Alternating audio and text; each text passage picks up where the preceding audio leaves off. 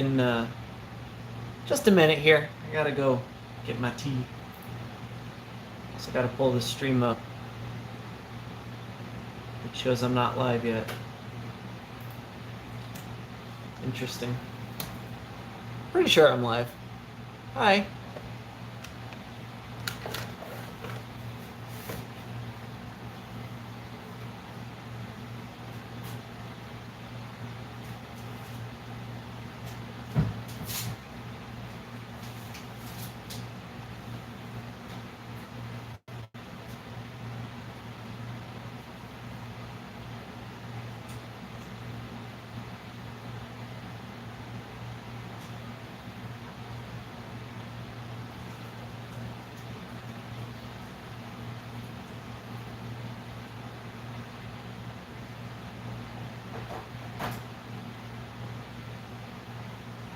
Oh, hey, it's up now. There we go.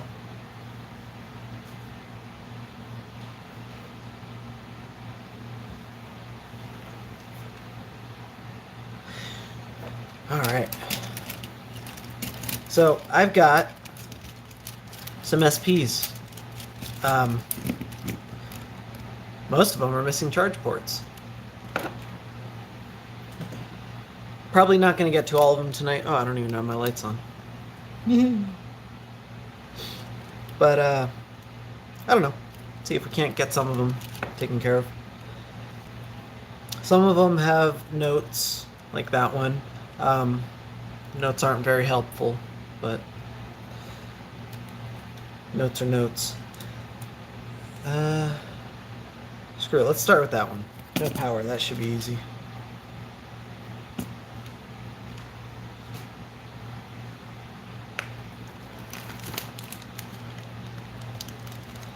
I have, or I thought I had,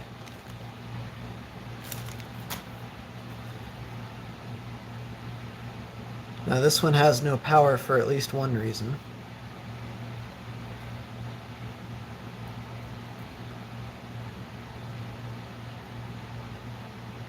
But other than that, I don't see any glaring issues with it. Alright, I need some switches.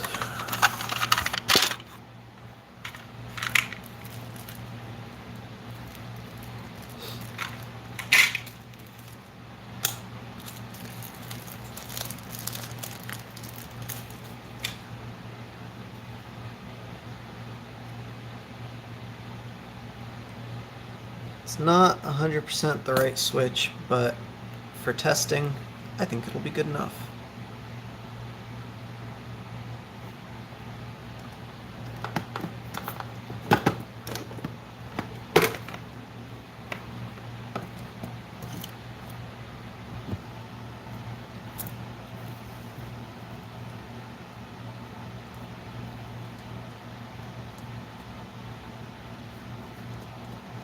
Ooh, some lifted pads, nice.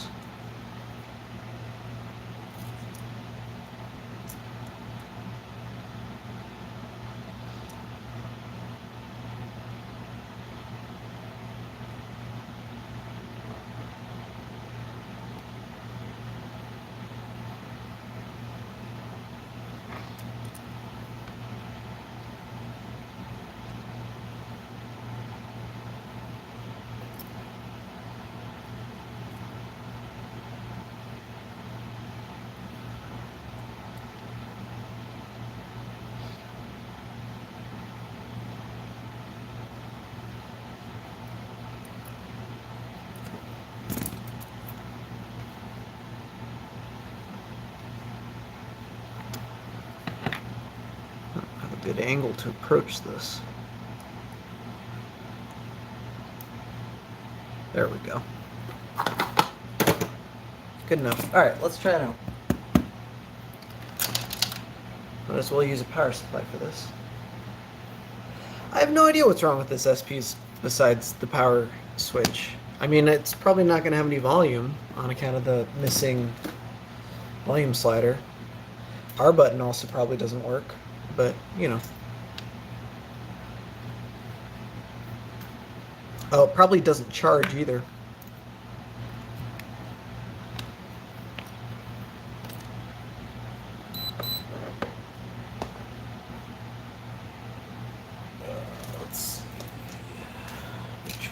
switch.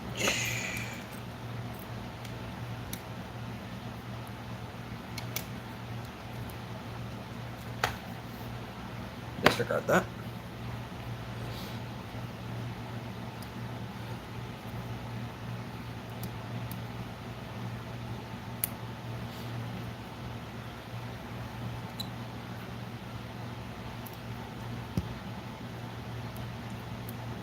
Nothing.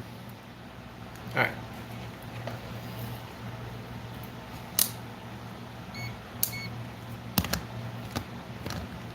Multimeter time. I have it on voltage mode. So we are going to check a known ground. That's a ground, I believe.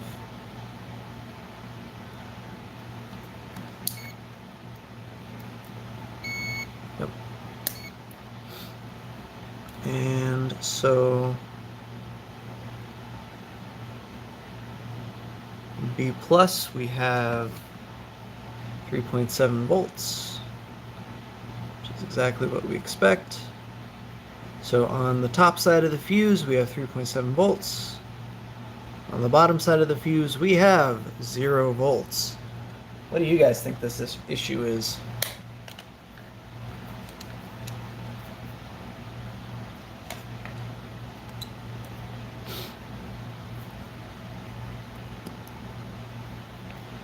Power supply is off. I'm not soldering on a live circuit.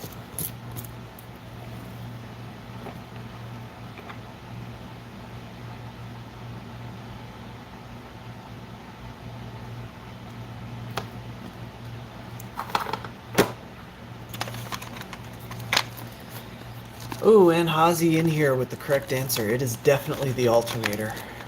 Because if it was the battery, we wouldn't get any start whatsoever.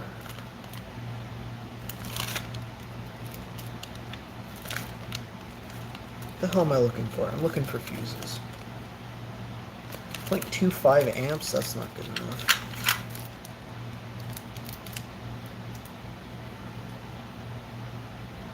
Alright, I guess that's fine. It's not what I wanted. Oh wait, it's in my hand. Yeah, there we go.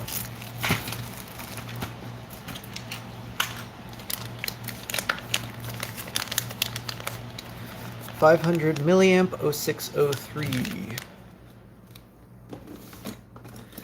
Fast blow, these are not polyfuses.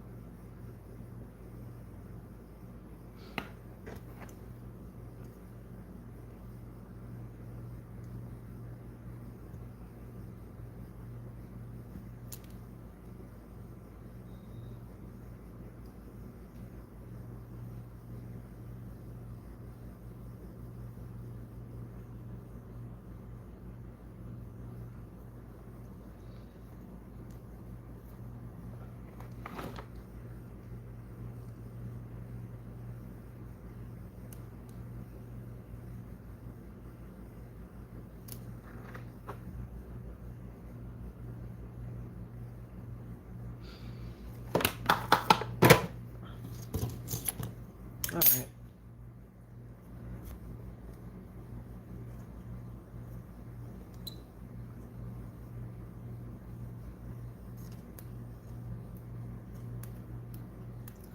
Still a problem. We get...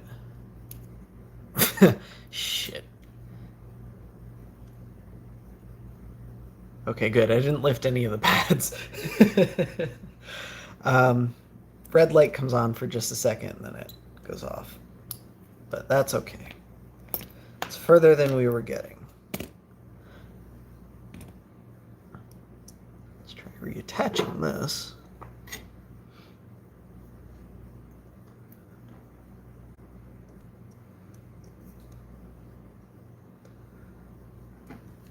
This would help greatly if I had the correct power switches, but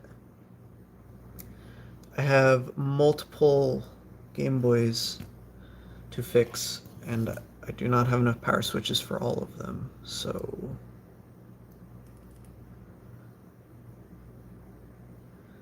I'm going to save them for the ones that for sure need a power switch and nothing else.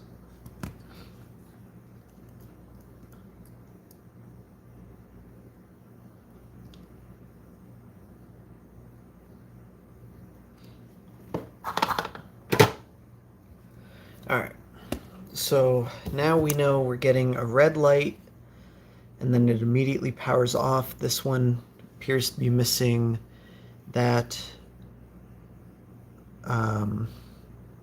resistor, variable resistor. This is for tuning the screen, so likely this thing won't see a stock LCD if I don't replace that ever again, but that's probably fine. We can just put an IPS kit in it and call it a day. Alright, now we're going to go into voltage mode, or continuity mode rather. Let's see if we have any shorts on any of the voltage rails. On the ground, and then we have 5 volts. 5 volts is good. I believe that is 2 volts, that is good. 3 volts is good, 1 volt is good.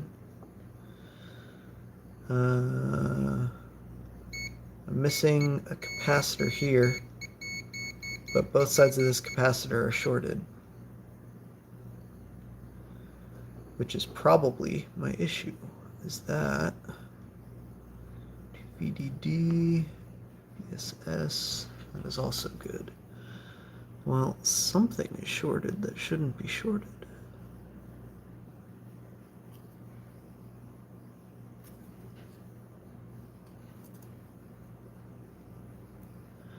Now it is a... Now it's just a matter of finding what's shorted. And it might not be that easy. My concerns are, is that a ground? Yeah.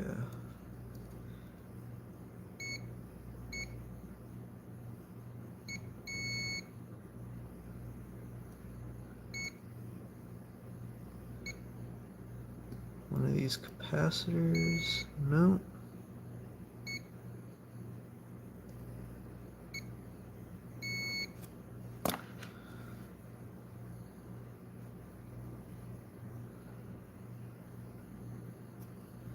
That resistor got knocked off.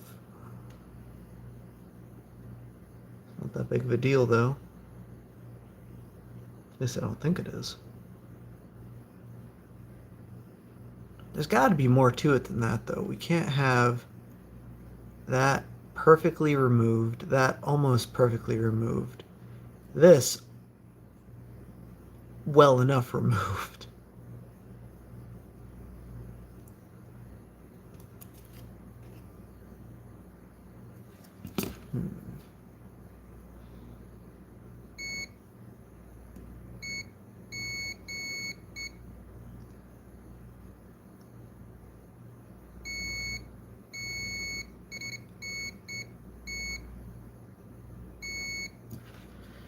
Found a potential problem with C40.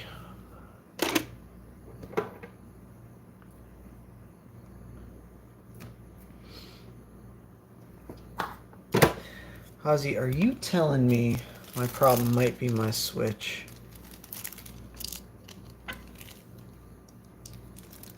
Because these should be single pole double throw, which means these should be shorted.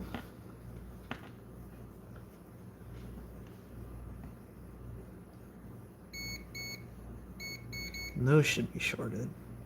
But these should not be shorted unless we flip it. Now those are shorted and those are shorted. Yeah, it's pin compatible.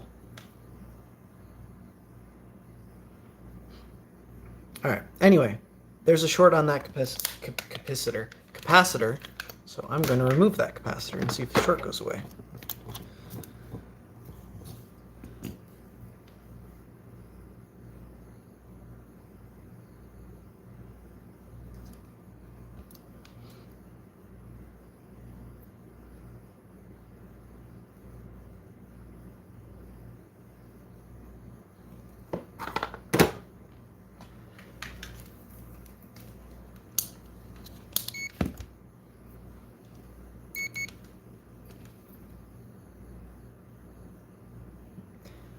Probably not. Or just kidding. Oh, there it is.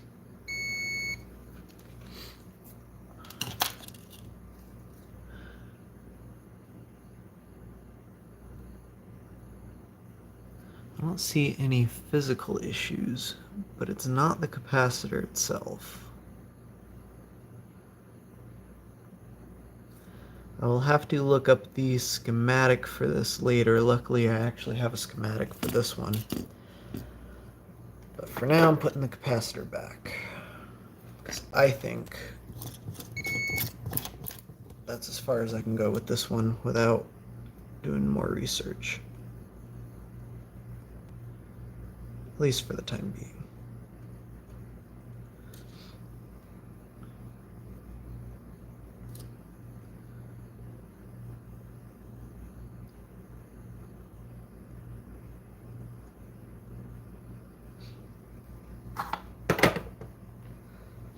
Alright, that one's junk. Next.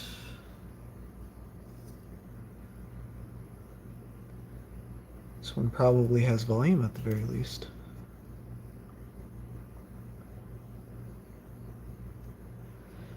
This component is crooked. I don't know why. We are missing EM8.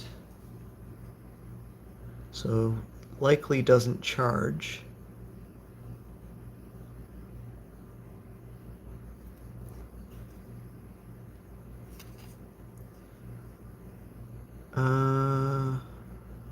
I don't see any other issues.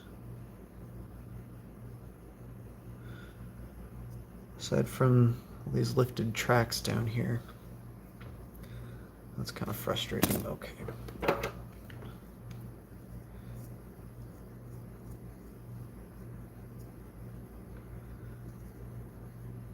Are all of these lifted?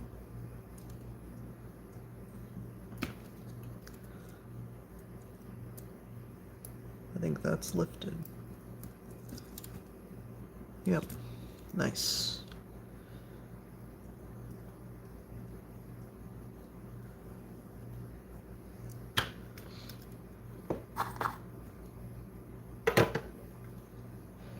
I'm really digging these new tweezers. I have generic cheap tweezers somewhere. There they are. These are fine for most things, but just these work just as well as these and better in every situation I've thrown them at. Except for throwaway situations where you're doing something that you know you shouldn't be doing with tweezers, but you're doing it anyway. I'll whip these out for that. Oh, there's one right here.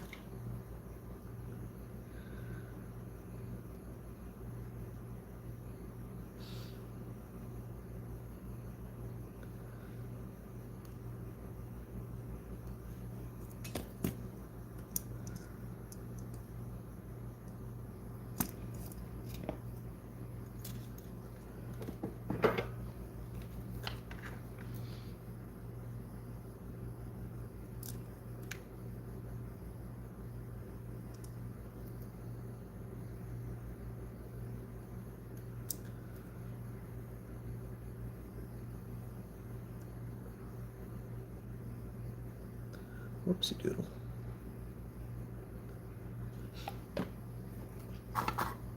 Alright.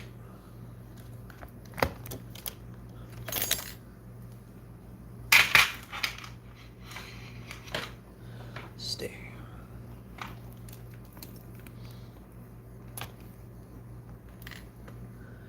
Is that on? No.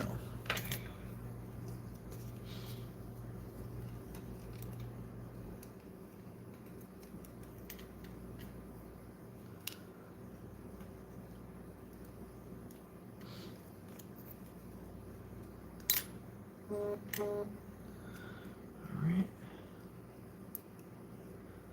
And still nothing.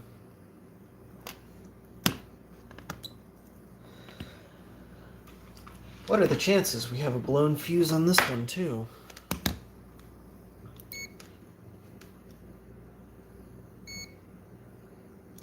Wow. What do you know?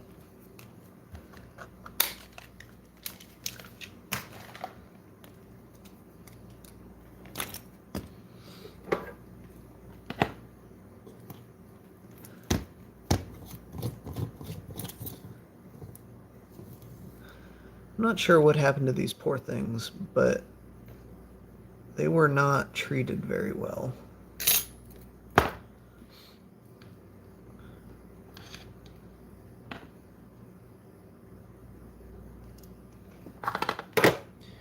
Alright, where are my fuses? There.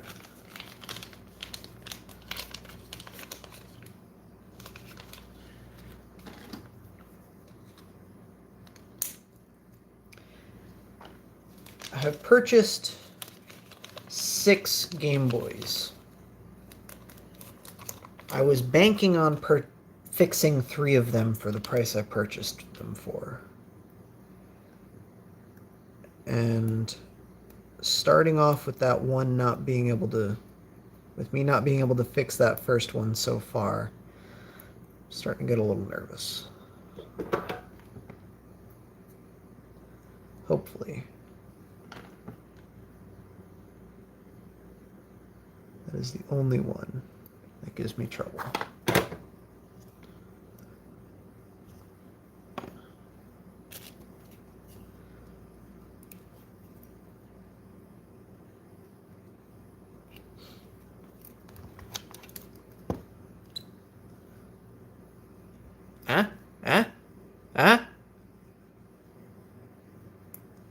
There you go.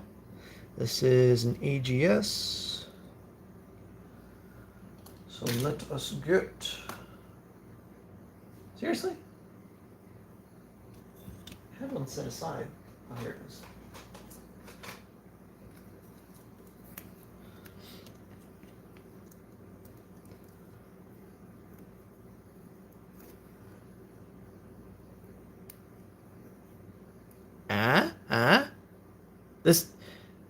It's working. This screen's just really not a good screen. Oop.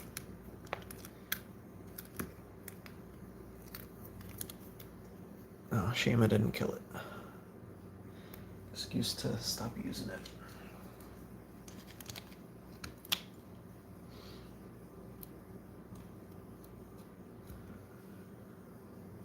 Well, it's not reading games so far.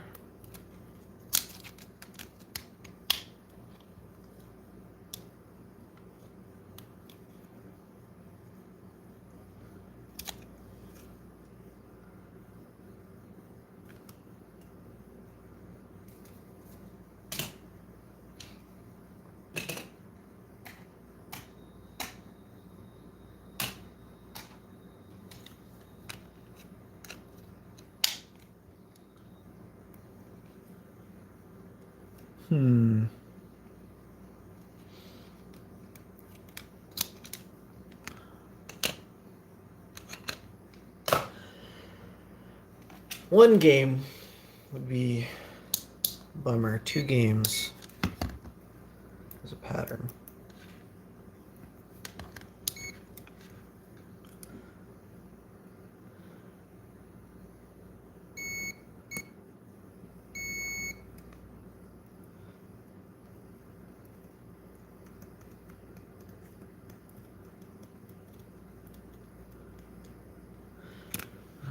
No shorts.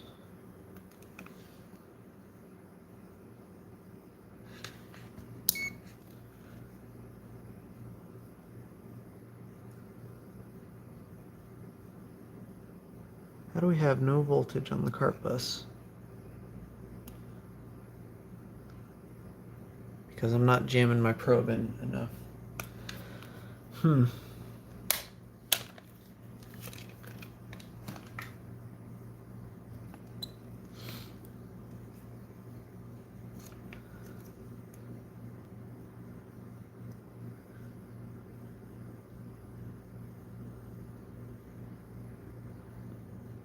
Problem is, there's just not a lot between the cart slot and the CPU itself. Like, if everything's connected, should be fine. Let me grab.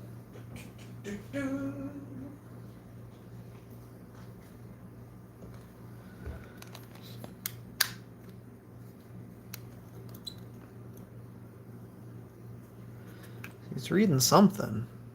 At least it's going into Game Boy Color mode.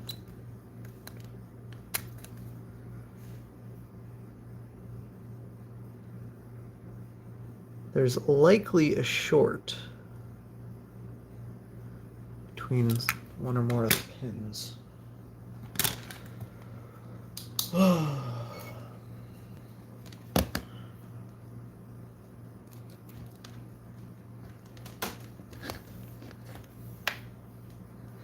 I don't see any corrosion. That doesn't mean that's not the issue.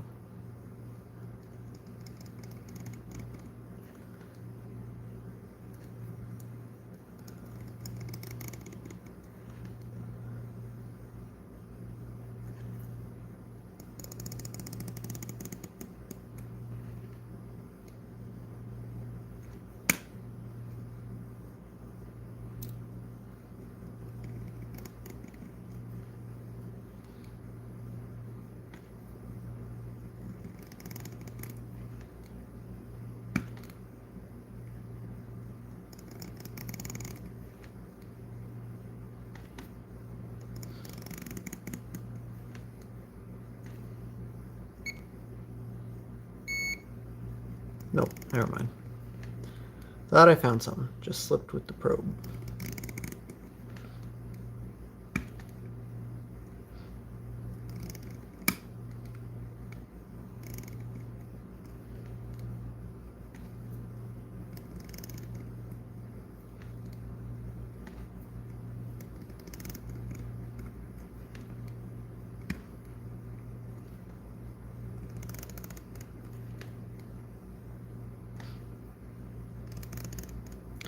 Ooh, I just had an idea.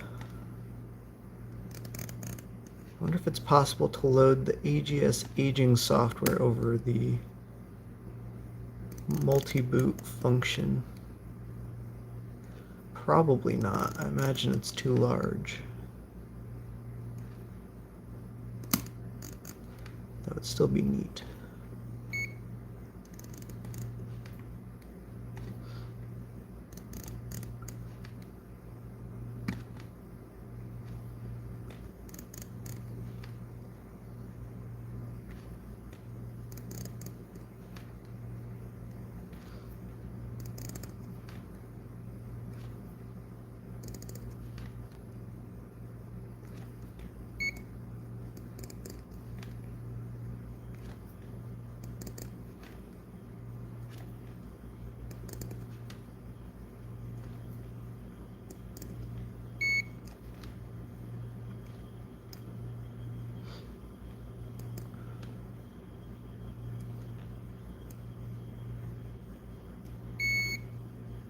Well, that's fascinating, but no shorts.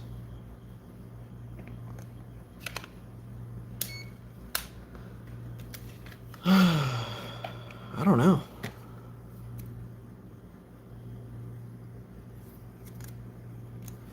Might just have to clean it, and maybe that's the issue. So I don't see any problems with the cart, this thing.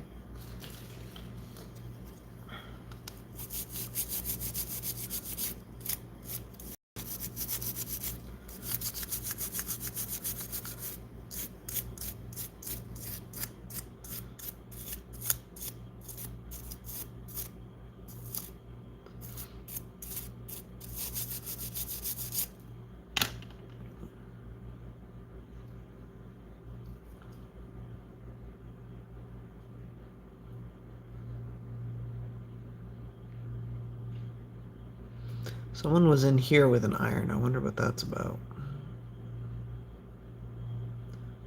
Earlier when I noticed this component was crooked, it could be related.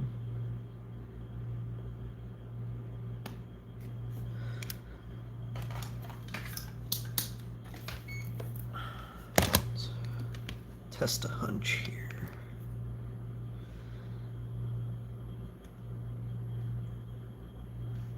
Those are all good as expected.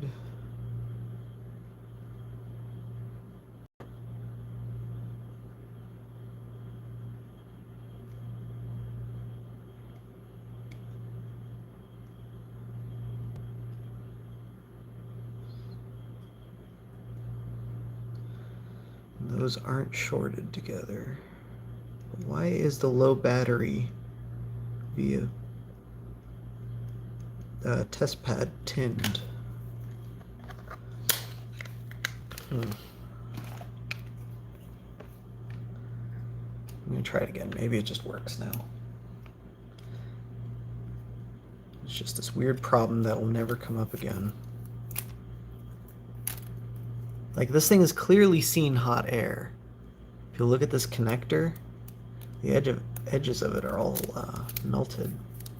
That could be how they decided to remove the shoulder buttons. And clearly that's still working, but...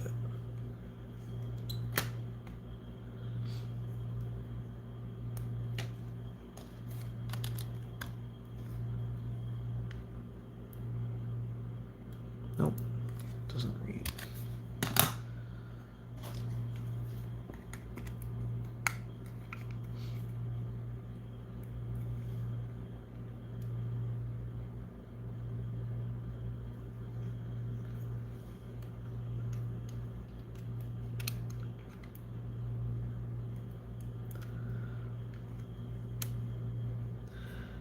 Doesn't seem to want to multi-boot either.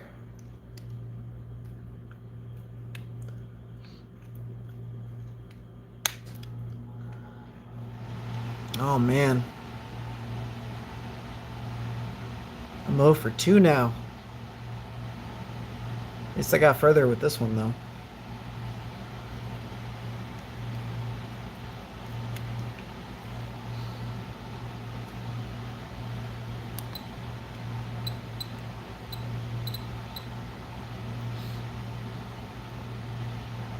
And the low voltage is working properly because now I can get a green light.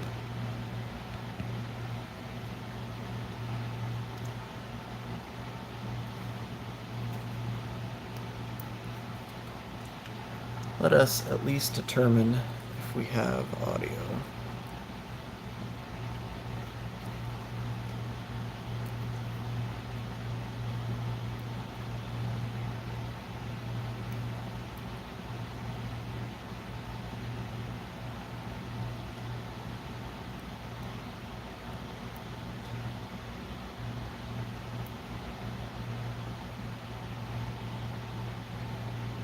I don't hear anything, but could be potentially because of how I'm testing this.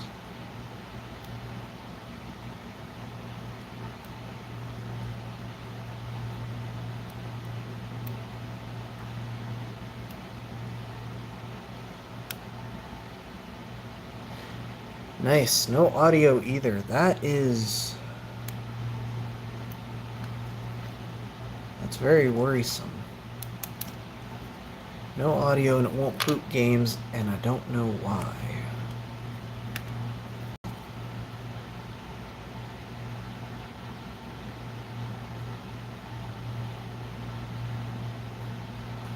There's no visible shorts on the CPU or the RAM. All the voltage rails checked out. At least they're not shorted to each other. I've never actually seen this be a problem. Let's double check the cart selector switch. I've heard it can be a problem, just never seen it personally.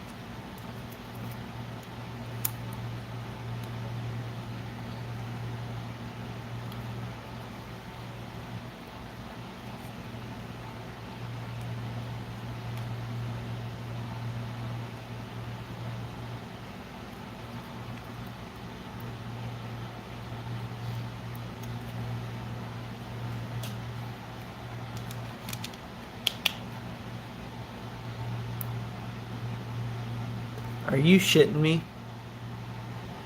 God damn it, Hazy, I owe you a beer. Or several.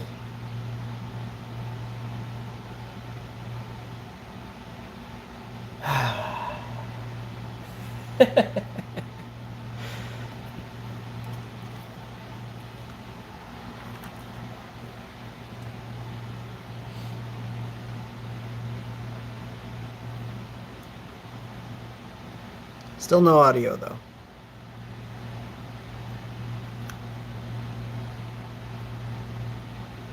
Let me double check it's not this speaker.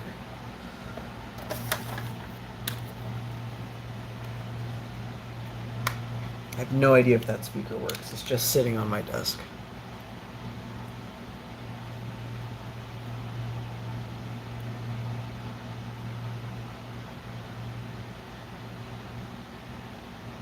Yeah, I don't think it's that speaker.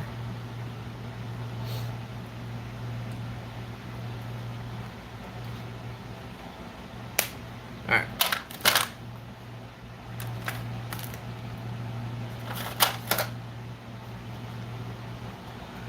So I'm thinking it's potentiometer related on account of this potentiometer being very loose.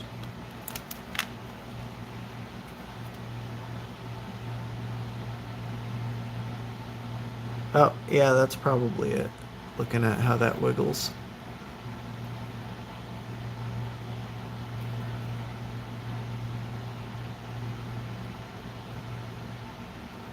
It's an easy way to test this. We could just short it out. Unfortunately, I don't remember which pins need to be shorted out. It'll be a bit of a guess and check sort of thing. I believe it is 1 and 3.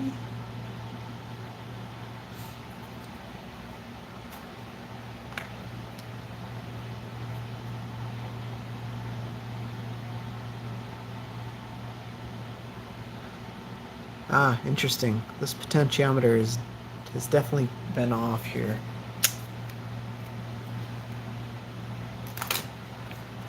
I'm thinking I'm probably going to pull it.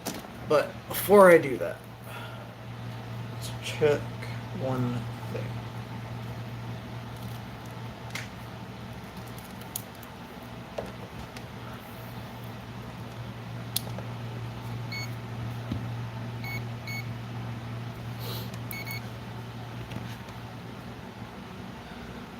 So 3-in-1 should be what, 10K?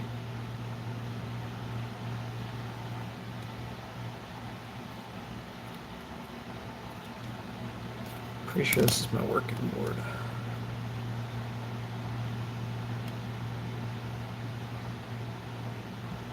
No.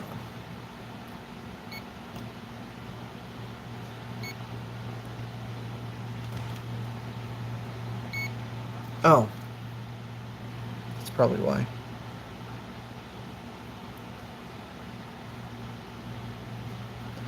There we go. With volume up in circuit, this is measuring. If I can keep the probe there. 32 ohms, and I bet if I lower that, it gets lower. Yep. Okay, so it's those two that we need to check. So 3-in-1. 16K. 16K, that's what I thought. Okay, so looks like it should be 1-in-2. Nothing.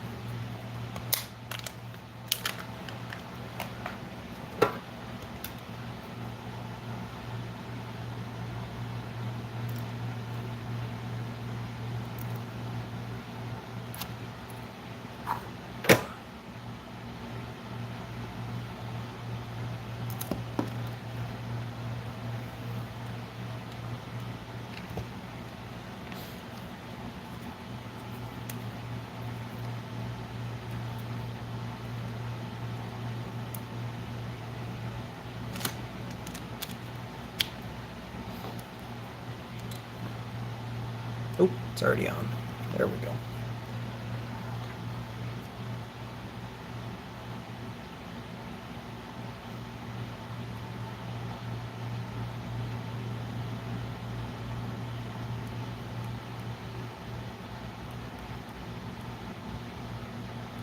Still nothing. But I still think it's that potentiometer. I just don't think I have it shorted out right.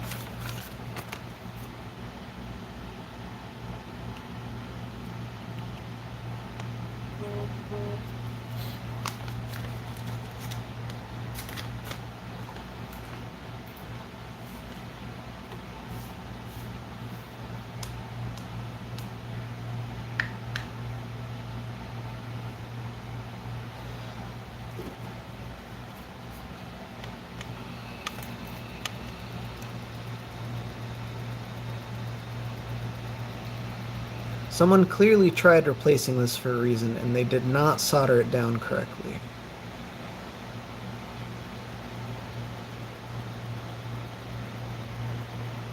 I suspect that is my problem.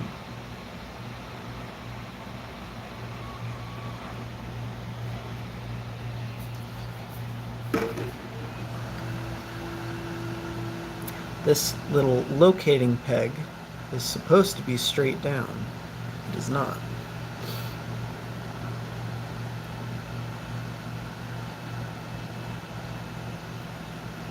Also, what the hell?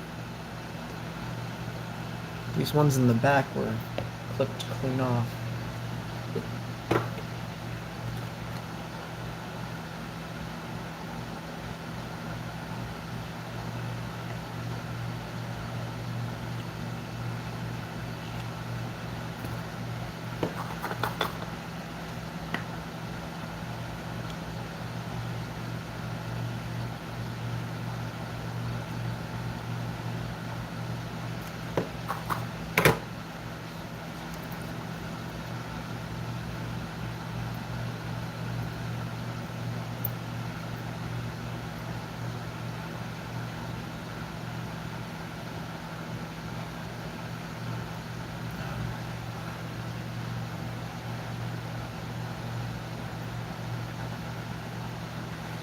Those both suck.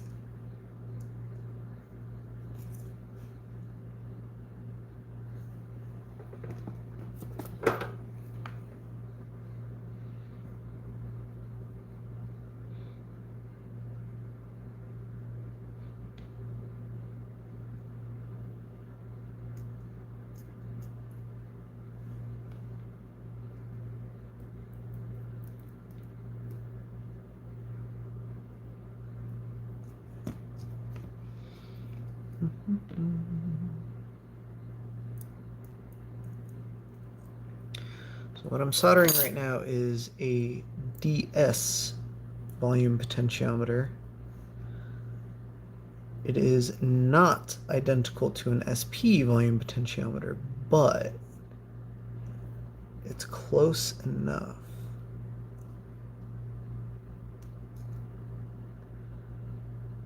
Problem is it doesn't want to align itself to do that manually.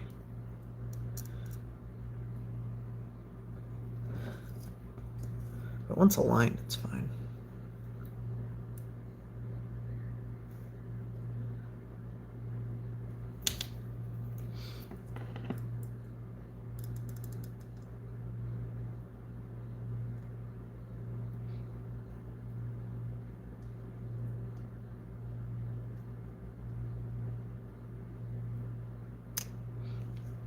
Ta-da.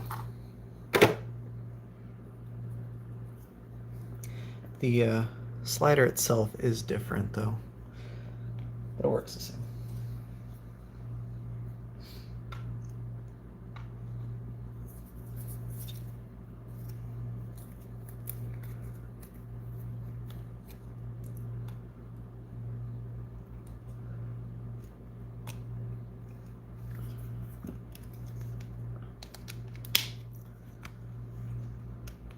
Oh, shoot.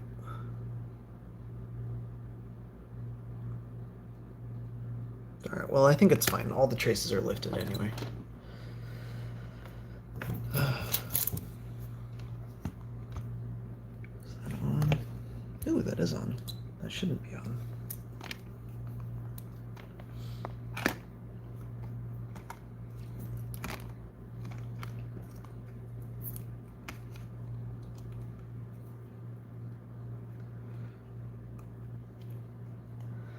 Alright. Now, turn that on. Gently turn that on. And it is once again not reading games.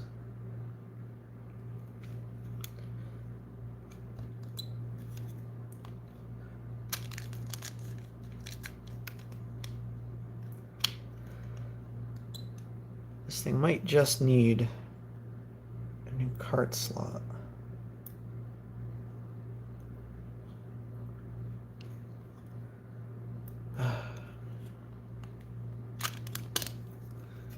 It's beginning to look like it was a fluke that it even booted that one time.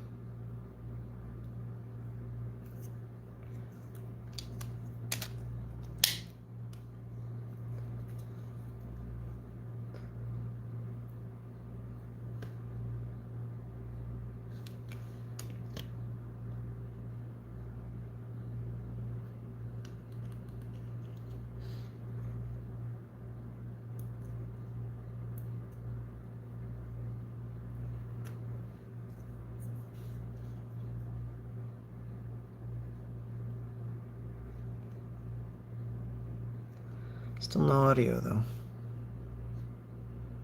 Oh, I see a problem. Q11. I bet that's important. I don't know where that goes. Or what it does, rather. Oh, my game froze. Alright, so this thing has lots of problems.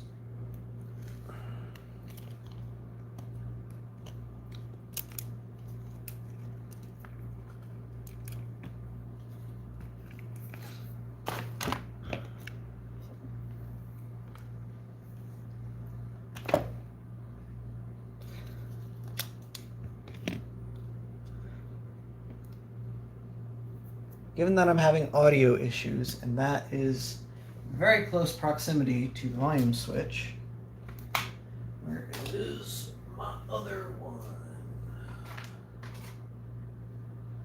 This one. Let us. Where is my flux? There it is.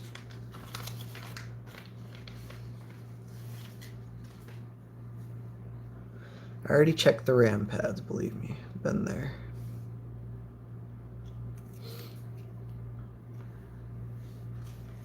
I'm thinking at this point my cart slot problem is a broken solder joint. And I'm thinking that if I go over all the joints, that problem will mysteriously disappear.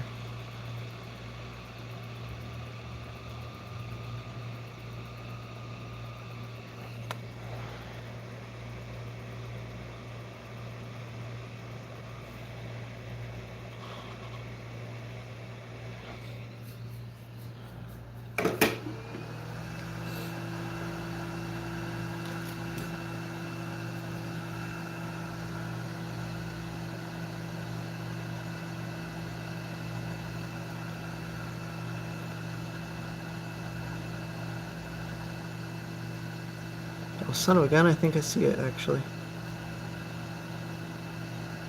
That one right there. I'm gonna do all of them.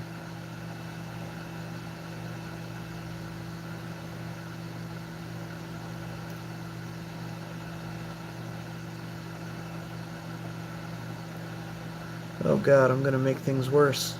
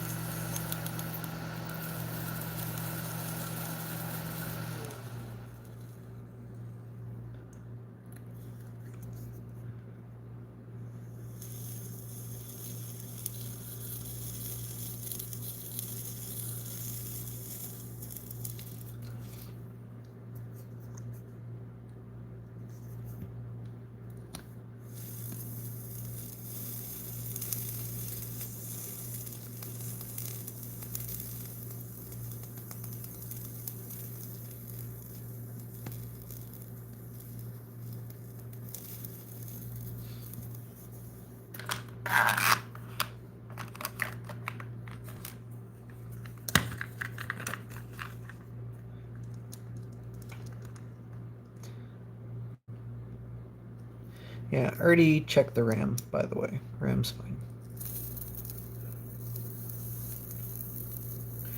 RAM appears fine at the very least.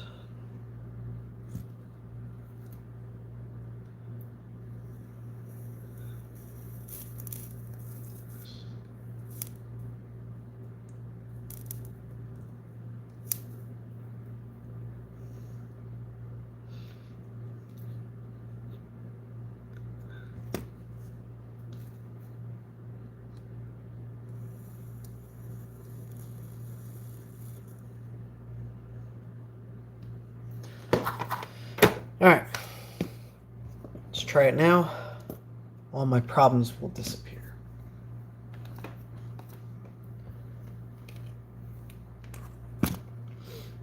It'll just work.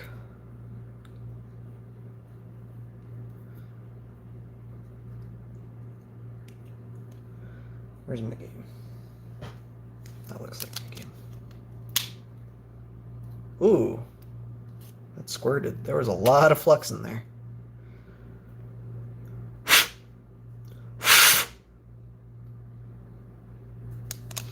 Normally you shouldn't blow into your cart slot, but in this case I'm blowing liquid out of it by blowing more liquid into it in the form of spit.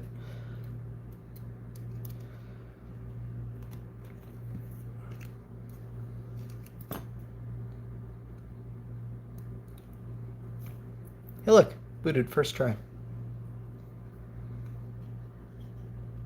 Volume's up. And I have audio. Do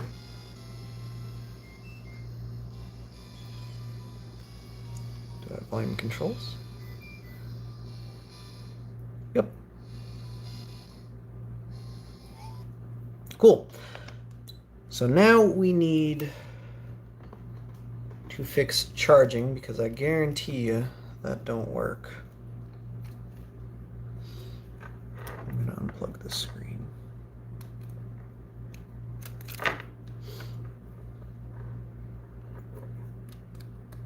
Yep, nothing. So the problem with charging in this particular case is that I am missing EM8.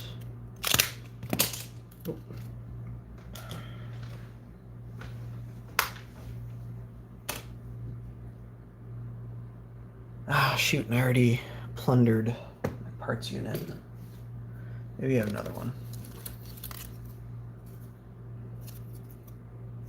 No EM8.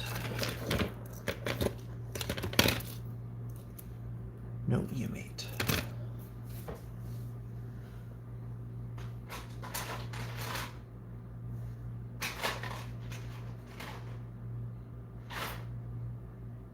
That. That's most of an EM8, but it looks kind of fucked up.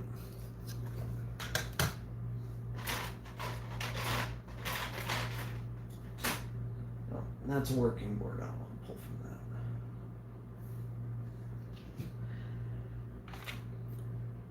that. All right. Right. I'm just going to pull from the other board that I didn't fix.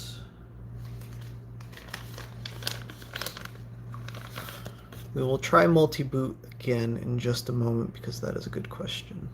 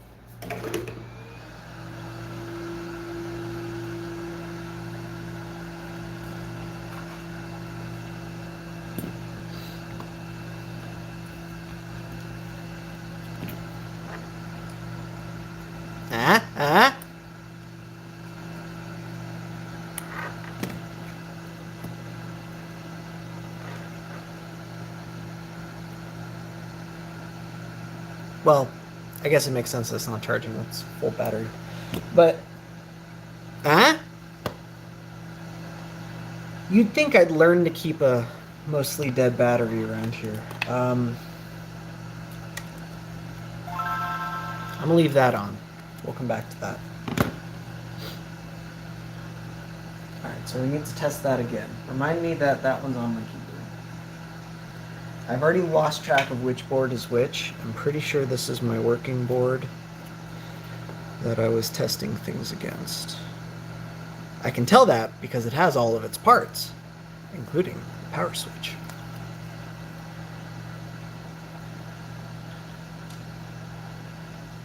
That's my parts board, that's another parts board. That's another parts board. Here we go. Here is the next one. Also missing volume, missing the transformer. What is the difference between a 001 and a 101 plate? What do you mean plate?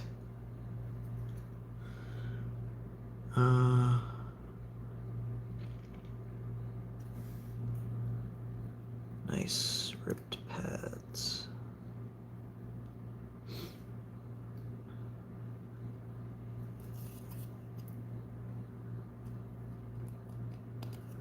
I don't know what that's about, but that's kind of sketchy.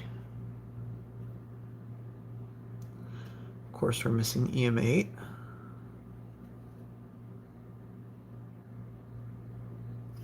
I don't see any other major issues, though.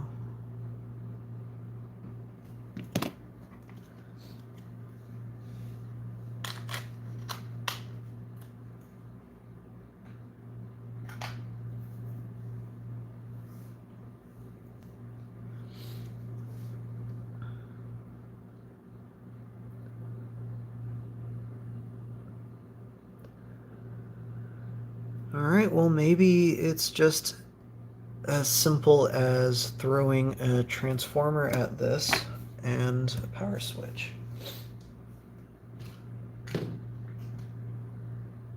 You'll never guess where I can get a transformer. Yeah, fine. That'll be fine. Where's my flux? We'll just pull the power switch too. Why not?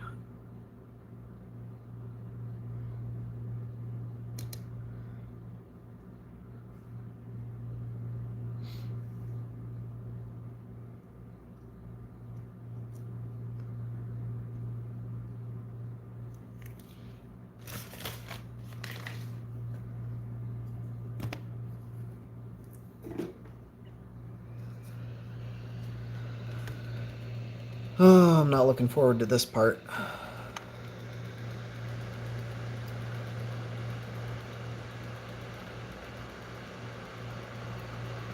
So many plastic things in the vicinity to melt.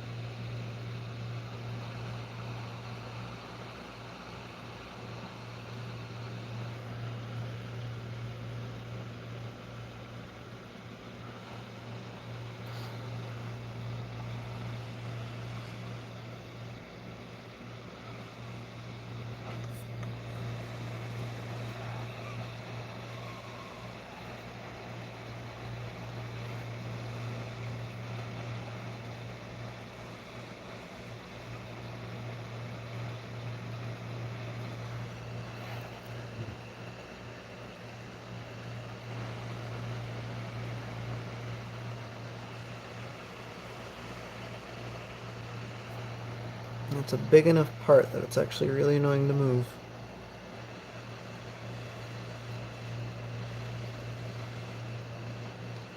I think I'll have to hit that by hand afterwards.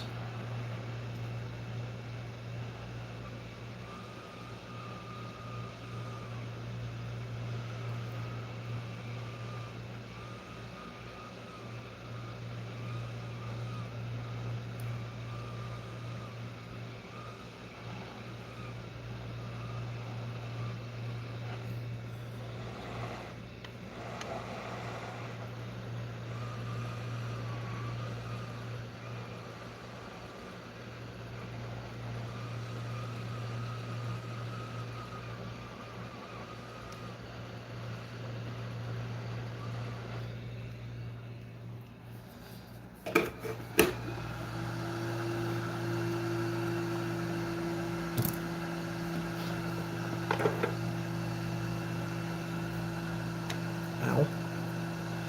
Let's just set my hand down on the hot SP. That'll be fine.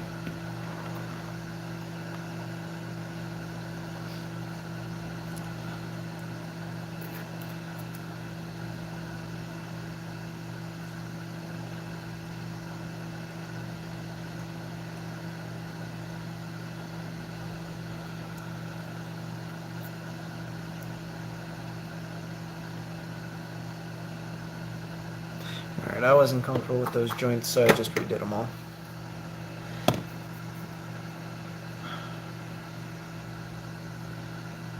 Alright. The hell? Oh. Surprise! Hot glue!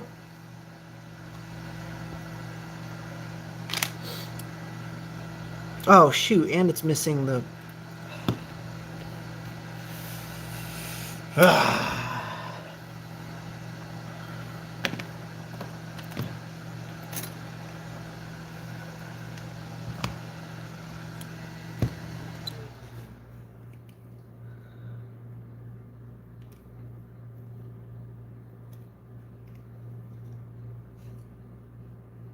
It's probably good enough.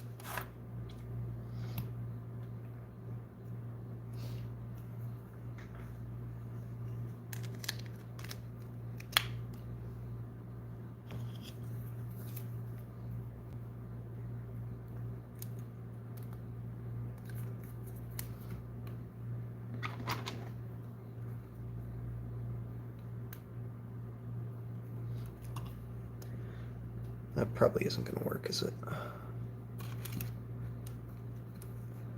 Nah, I need something better to jam in there.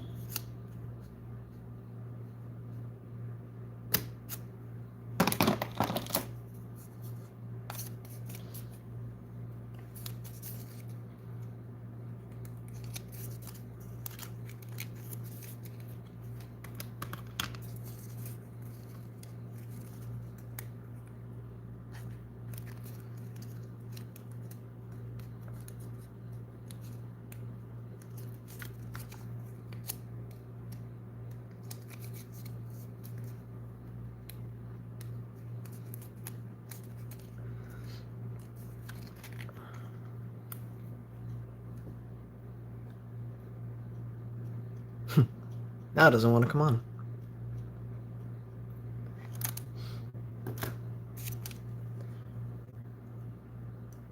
What are the chances it's related to that crappy soldering across the front of that?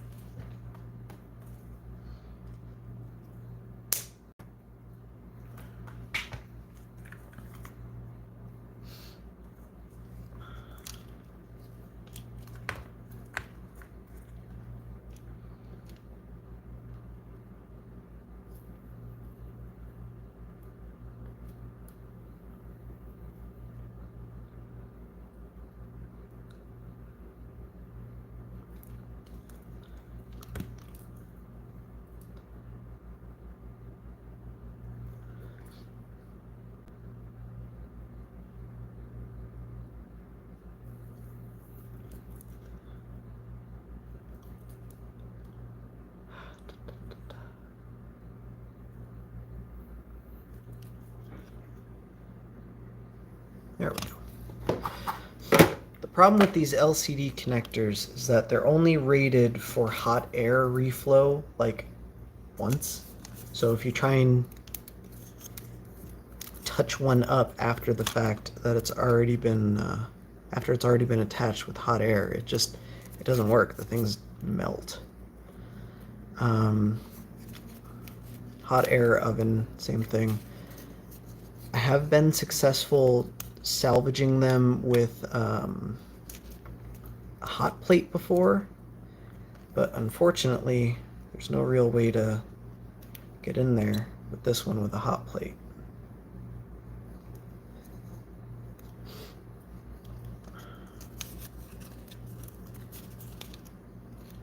And I think it's working, but I'm just not getting good contact. If nothing else, the front light is flickering every time I move that.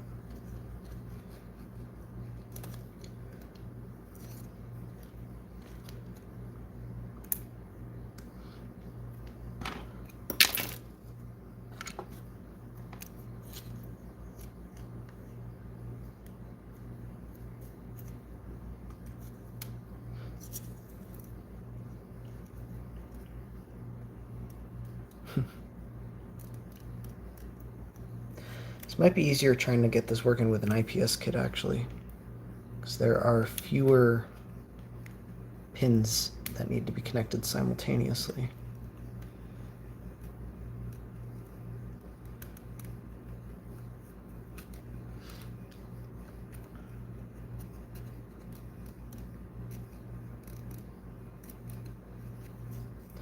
Alternatively,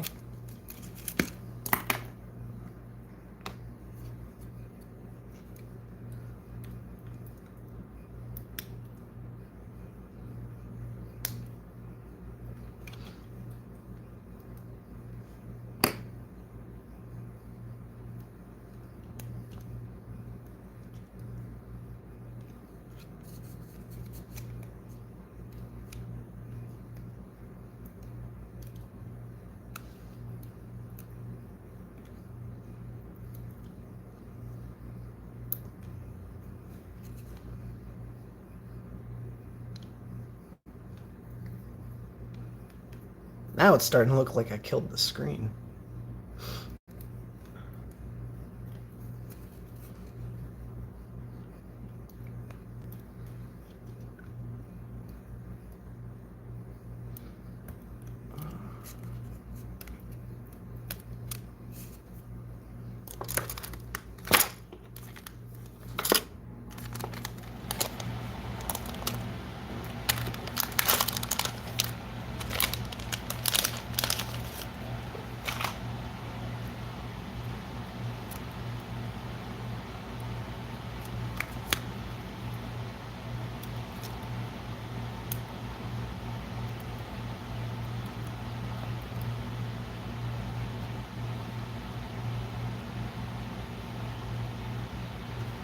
Is this one supposed to work? This one's supposed to work.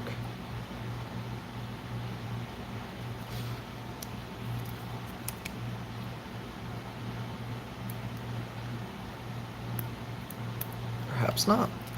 Perhaps it still just needs a new connector.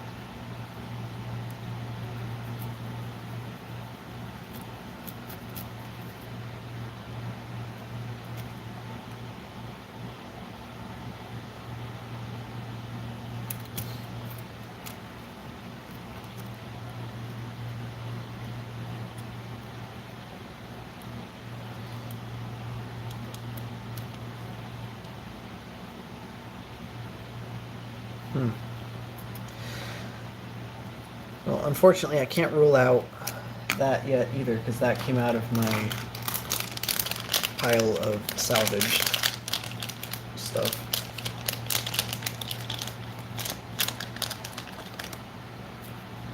Oh, you know what? Hang on. I have a kit right here that I know works perfectly fine.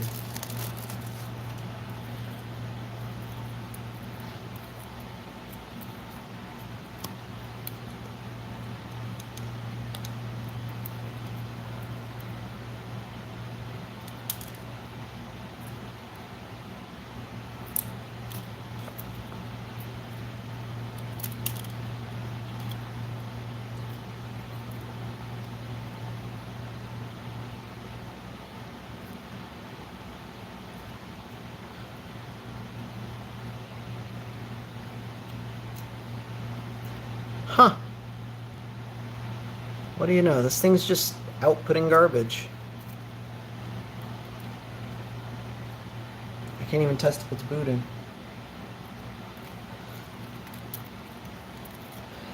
Alright, so it's likely not the screen. If 3 screens aren't working, and I know this one works for a fact, then it's probably the SP. In fact, it's likely even the connector itself.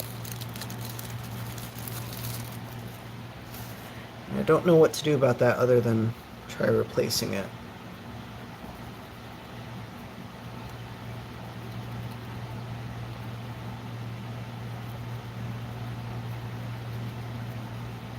Oh, this trace is lifted.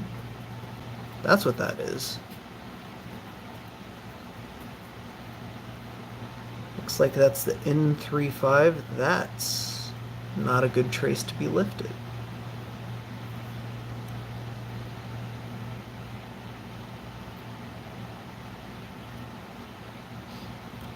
I'll need to review the schematic for that. That is very likely my problem. It's not that the console is outputting garbage data, it's that the CPU isn't booting properly. Because if we look here, sorry, I'm just cleaning up all the flux.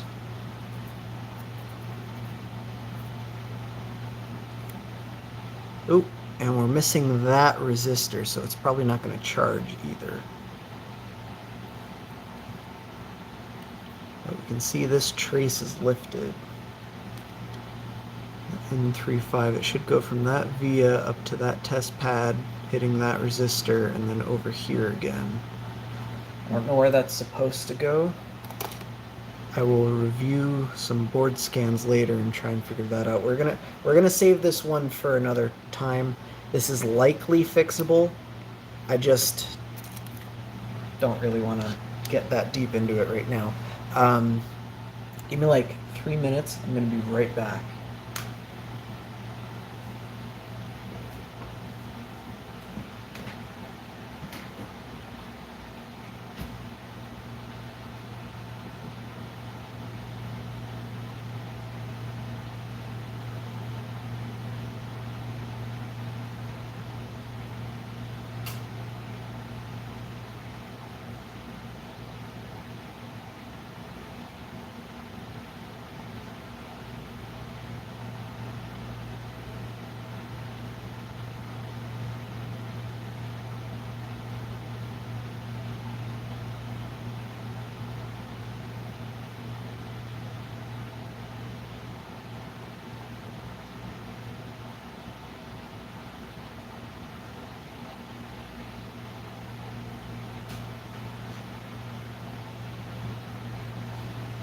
There, not even 3 minutes.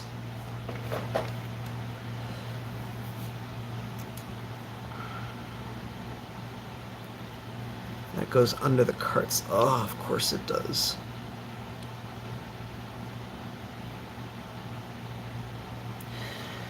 Right, well, let's try something real quick.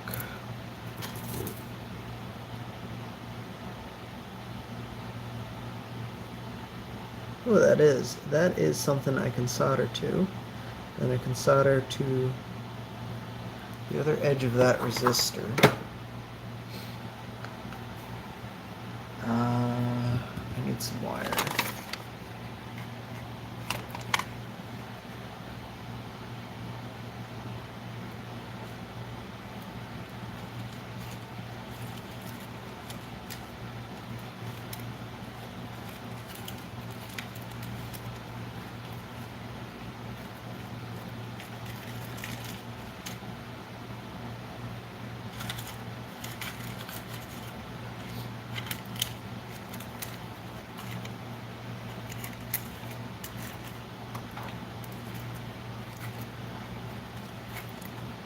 You know you're getting old when you have a drawer full of various lengths of assorted wires.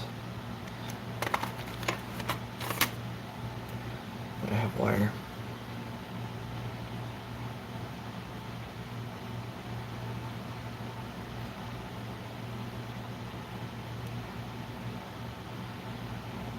Alright, so the plan is you can solder that and then to that, and then wherever else this needs to go.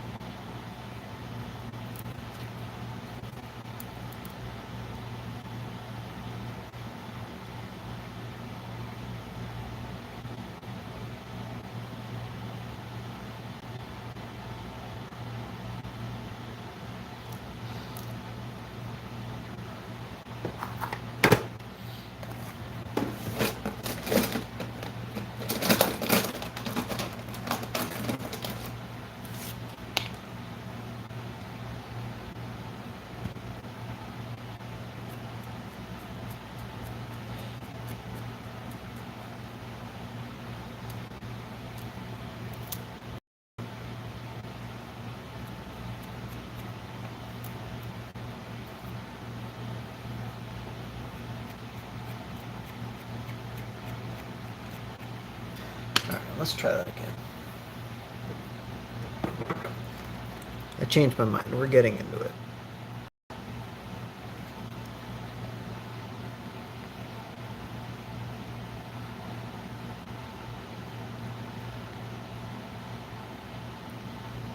Oh.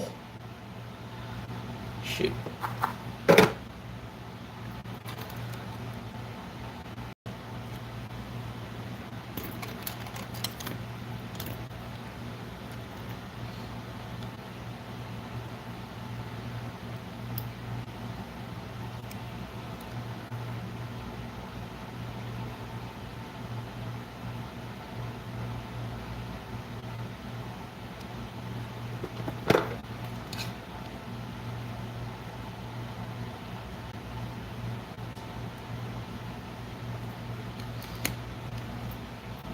pressures.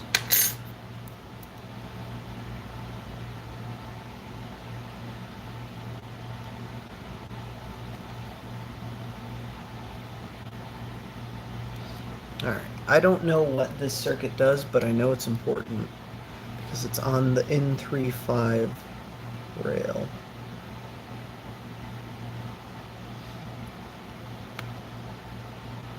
The N35 rail. Oh, come on.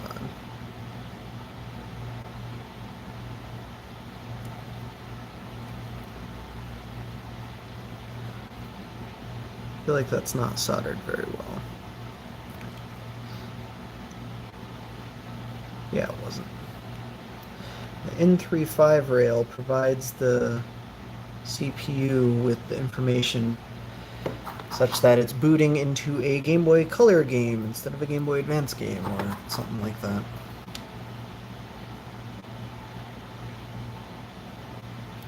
And so without that feedback, I don't know that the CPU will boot up properly.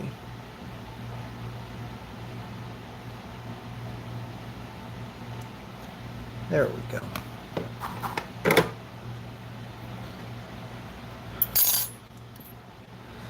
Now, let's take my other board.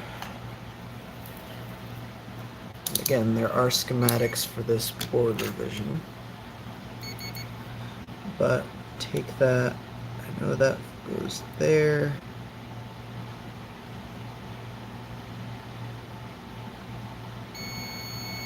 That via.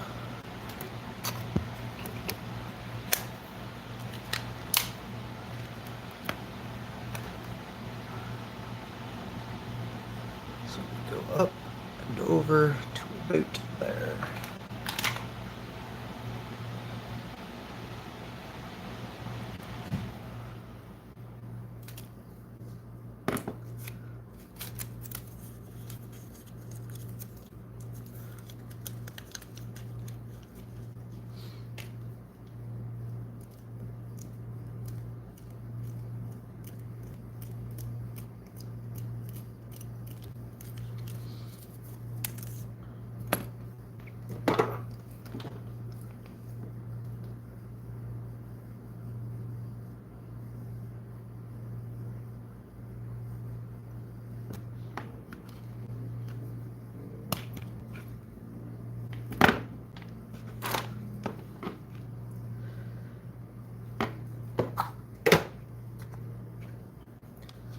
Much easier time if I just scrape this bit.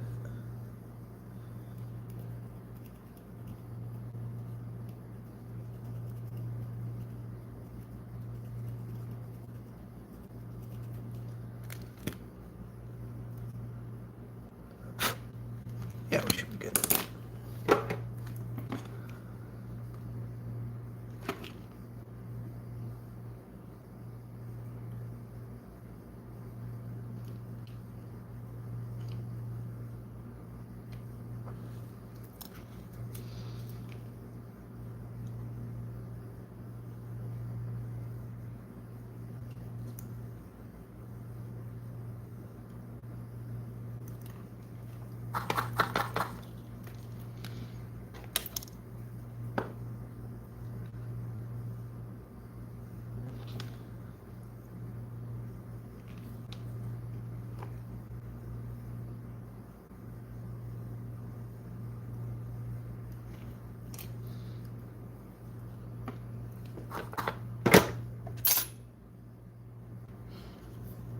All right.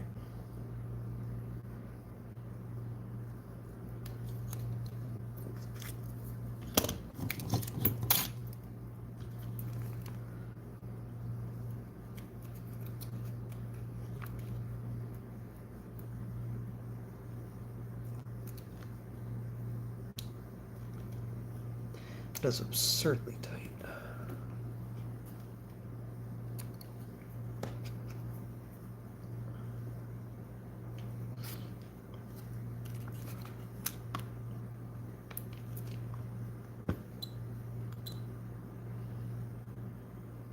Ah, man. I was hoping. That ain't it either.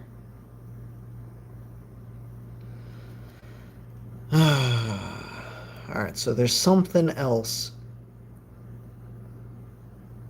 Holy cow, that's tight. Oh, nice.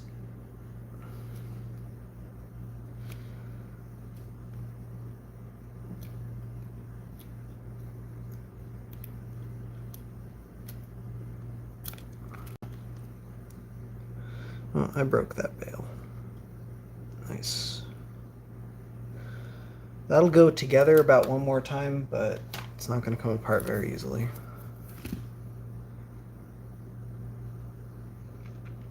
I don't know what else might be wrong. I don't see any other glaring issues. I mean, obviously we're not going to have sound, but once I get it booting, then I'll worry about sound.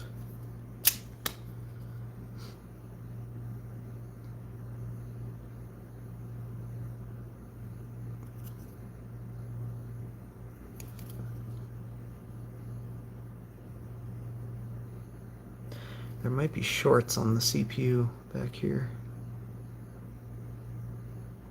It's so hard to see that.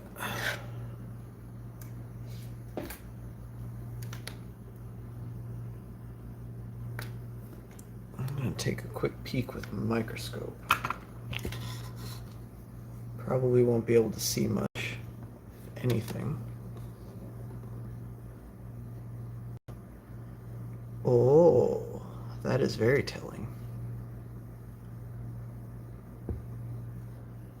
Here is a larger view of those pins.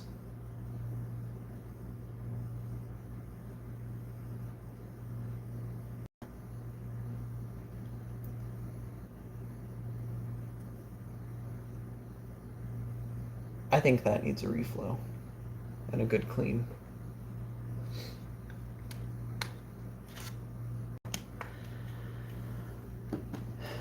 And I don't know that I'm in the temperament to deal with that.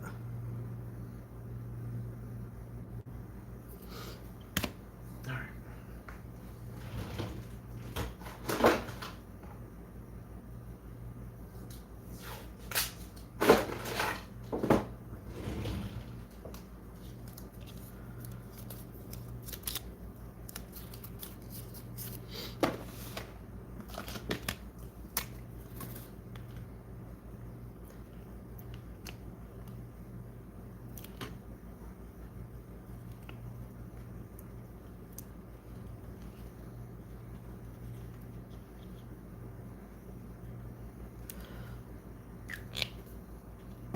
Save for another time.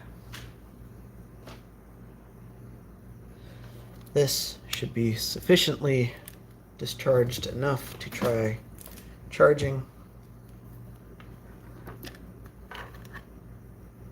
Given that that charges.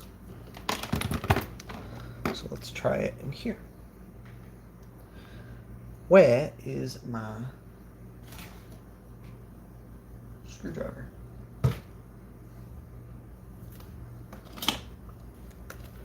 Whatever, it doesn't matter. I have another one.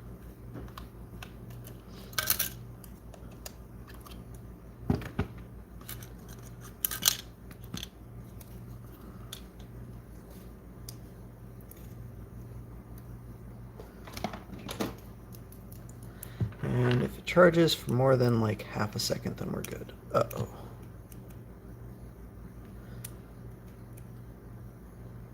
It's not doing that. This is like one of the worst batteries to try this with. Holding it in place is very difficult. I think I need a bottom shell.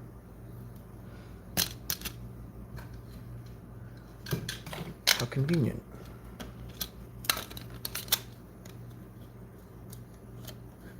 Oh, that's so awful.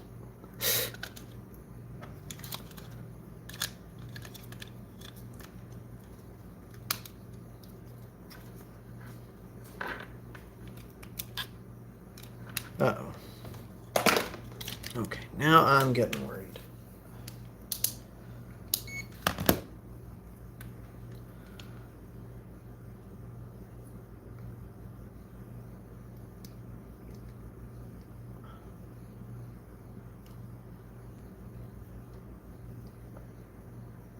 No? Oh, I gotta hit battery minus, battery plus, is that it? Or is that it? That's it. So at 4 volts, it should be charging. It is close enough to full that I'm not 100% sure on that, but I'm guessing there is something in this area that is causing it to misdetect the battery. Oh god, that was awful. That did the opposite of what I wanted.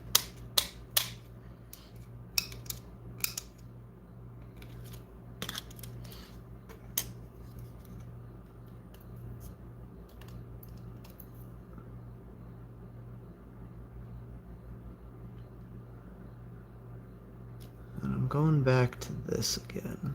There's something funky there.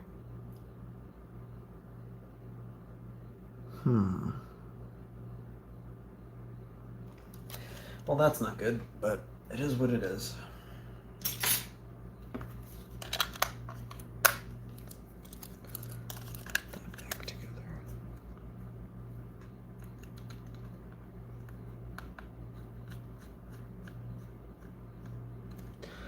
We'll run it down more, just in case.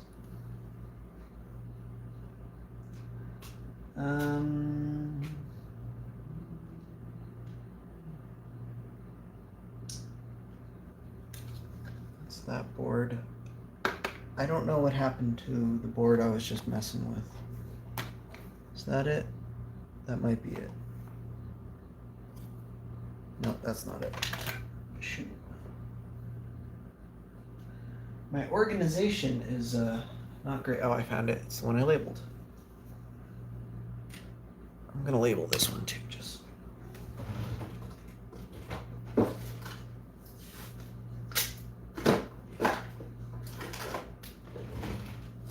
I'm gonna come back to this one as well.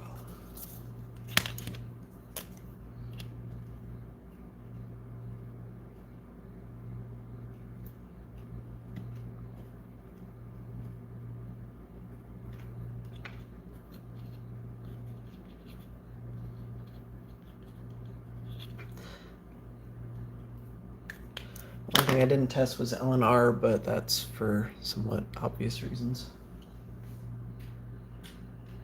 Alright, that's 2. The third one, I also forgot to label that one.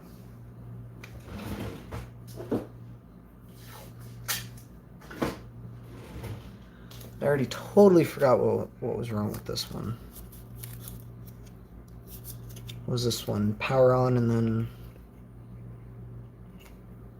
nothing. Acts like there's a short. Oh no, the boots, what the hell? What was this one? Wait, is this my known good board? Shit. It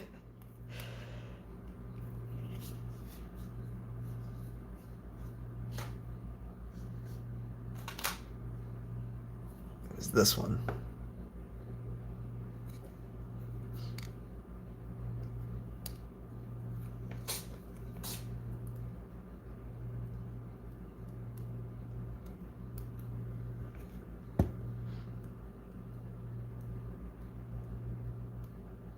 Oh, I see, the red light comes on. Yeah, that was this one. We'll circle back to that one.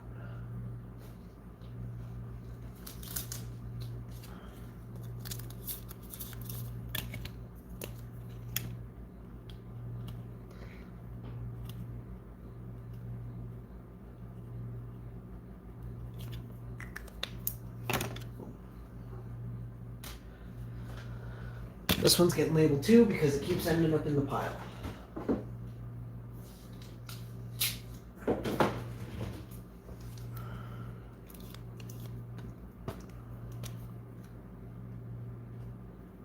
good.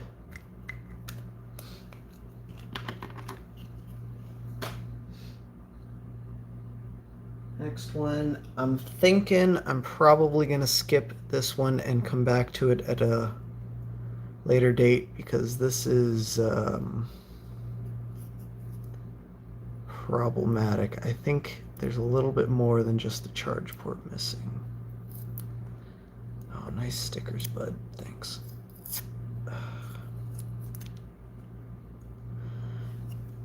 If we look at this corner, there is tons of water damage. Also, check this. It's missing the screen potentiometer, and this is an AGT board, not an AGS board, so this is an AGS 101. But there is water damage in these vias up here, all around here, down here. Notice there's no water indication sticker. Well, that's water damaged. And my favorite part, there's like a coating or something on this board. So, yeah, I'm gonna not even try.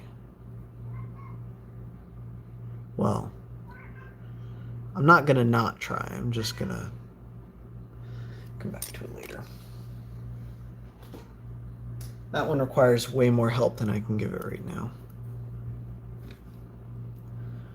This one has some solder on the speaker contacts. Nice, nice.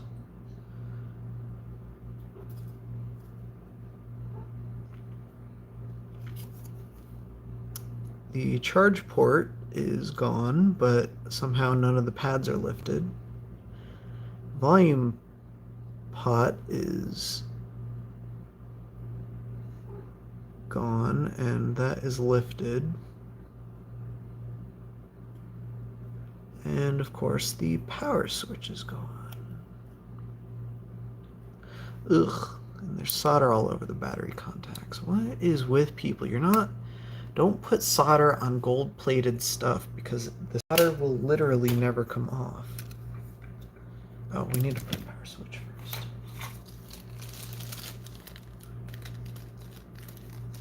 I used one of my 2 good power switches on a board that I can't get working.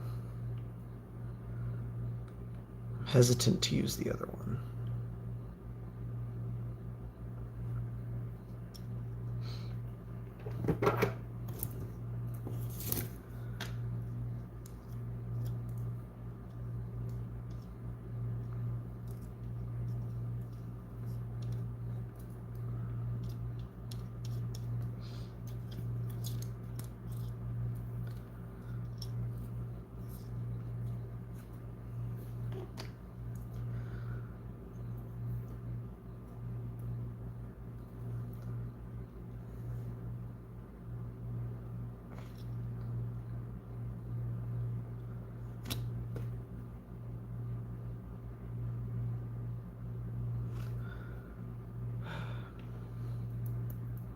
My tweezers are all sticky from that board.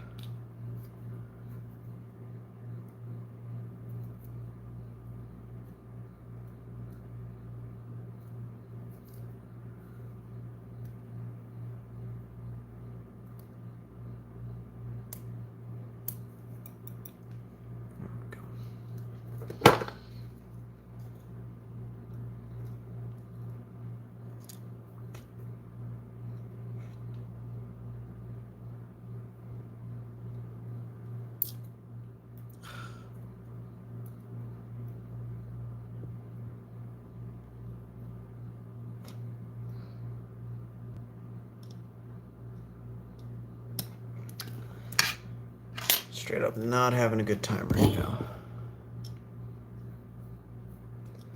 I think I'm about done for the day.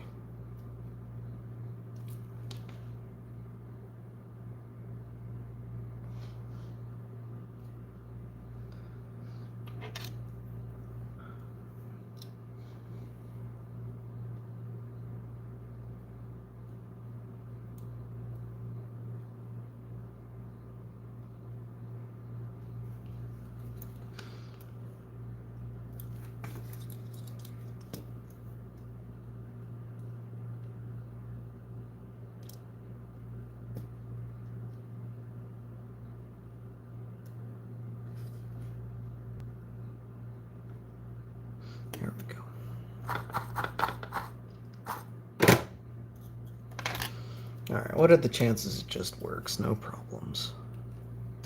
Aside from all the solder on things that shouldn't have solder on them. Oh, and of course that was on. Nothing. Nothing whatsoever. Multimeter, there it is.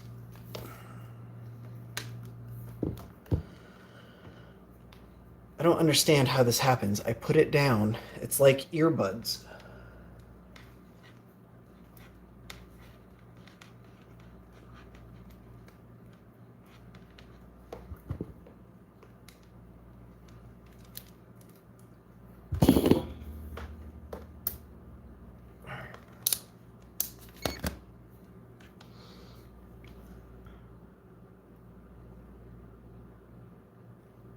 .8.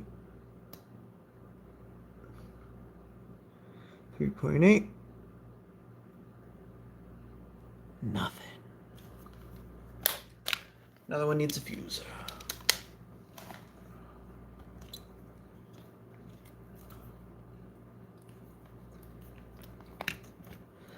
I'm not sure who was working on these. Most of these were part of the same lot. And if you're out there watching this, I think you need to buy some solder practice kits before hurting any more poor Game Boys.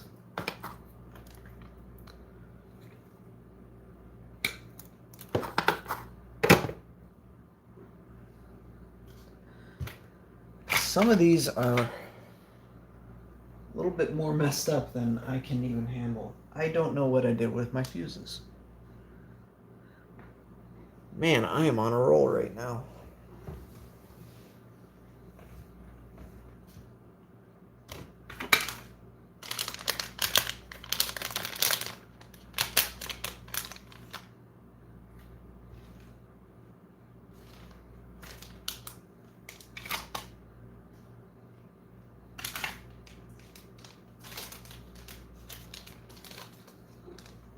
Come on, stop trying to climb on the desk, dude. You know better. I just fed you. Oh, this will be too big. Come on. Oh, did I set it on top? No. See, I just don't get it. I didn't go anywhere.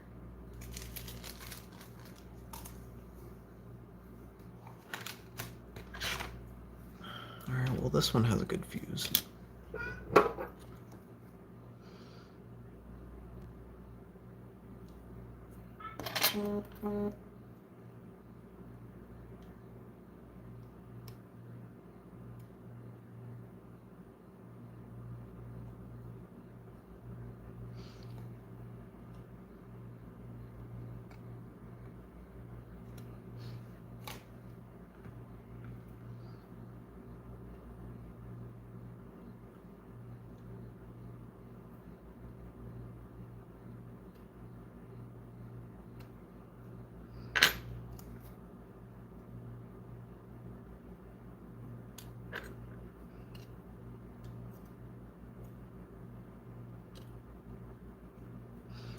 Good Lord.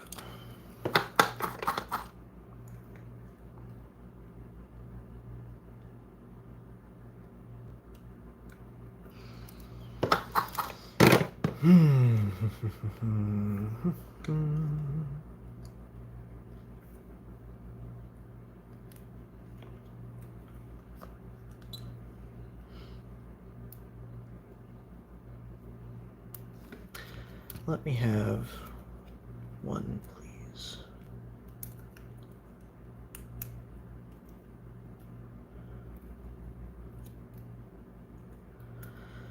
Oh, look at that. The screen can't be inserted because someone used hot air on the connector and melted it. Ah? You can't see it, but whatever. You'll have to trust me.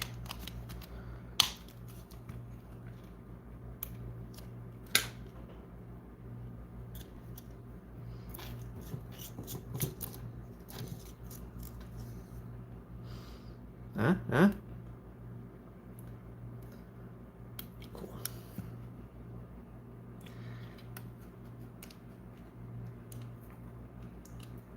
Let's see if we can get volume.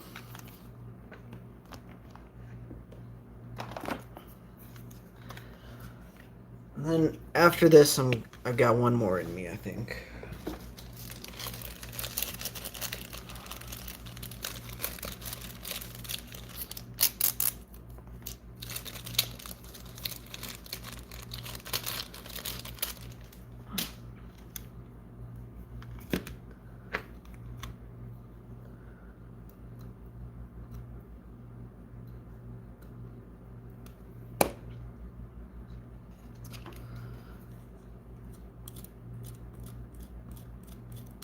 That? Yeah, that's what I thought.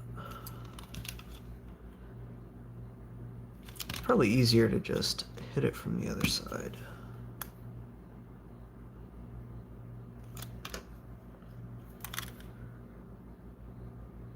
Yeah, because that's going to be underneath.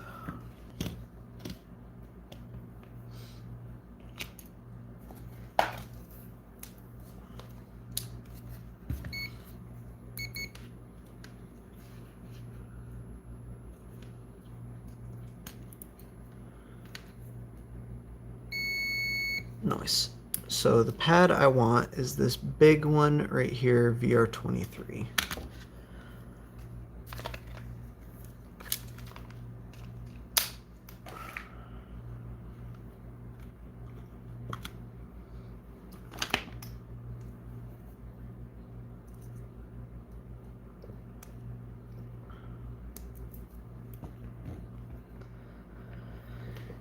And you solder this down.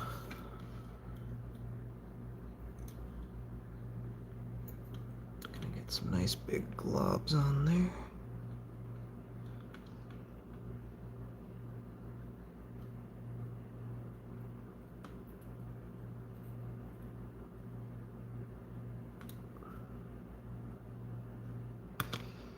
And I think that's good.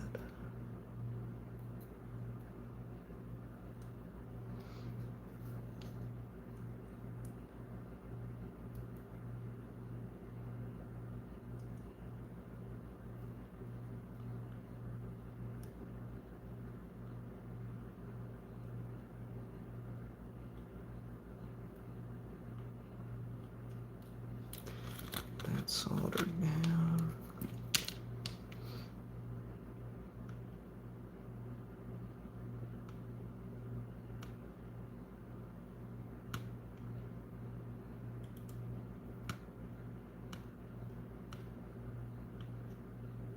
That's soldered down. I shorted out the RAM.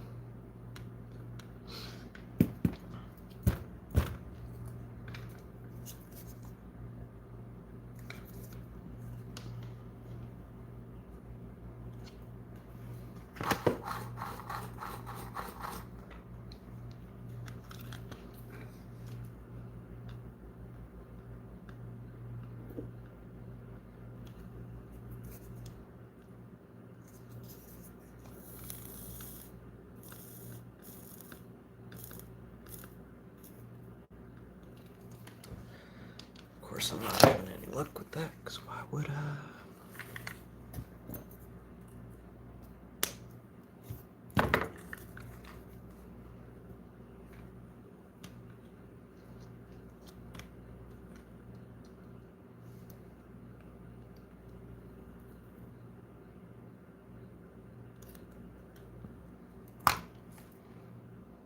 There we go.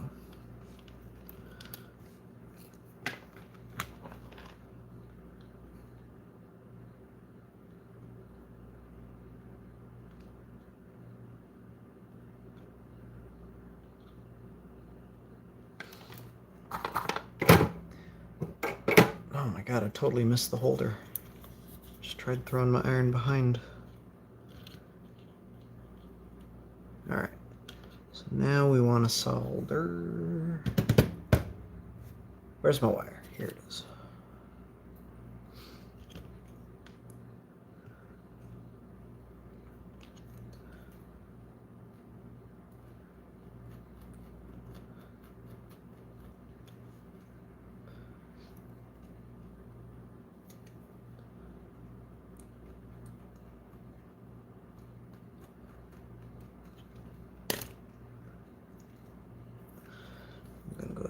feed that through that hole. We're going to solder right to VR23.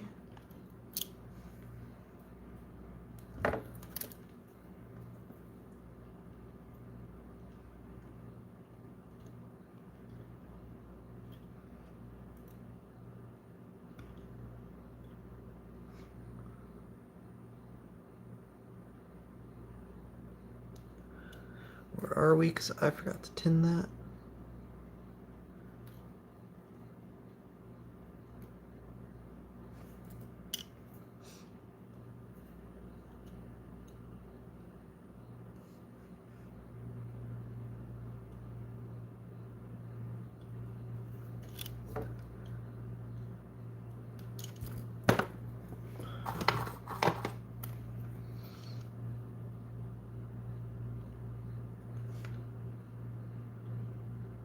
There we go.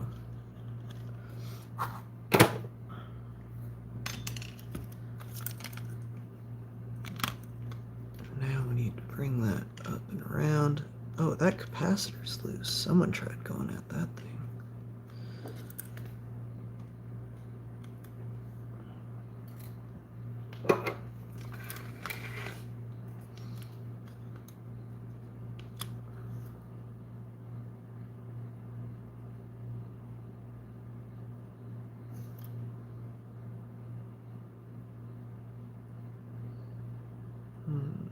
Is that gonna work?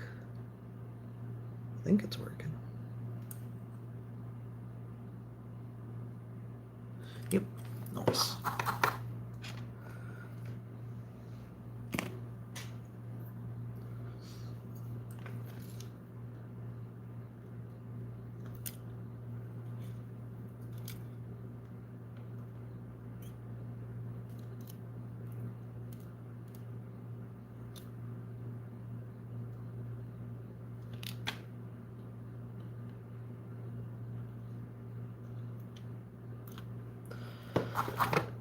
All right, let's try it out.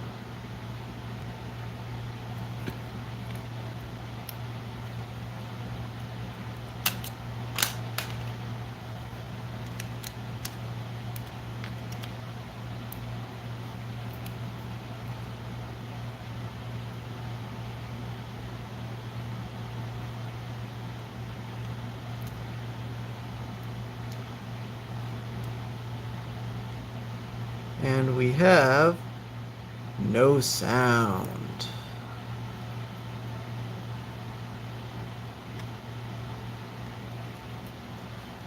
Nice.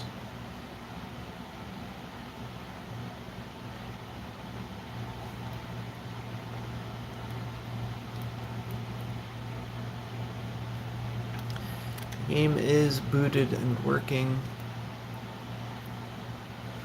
Volume is up. Perhaps I soldered that to the wrong pad.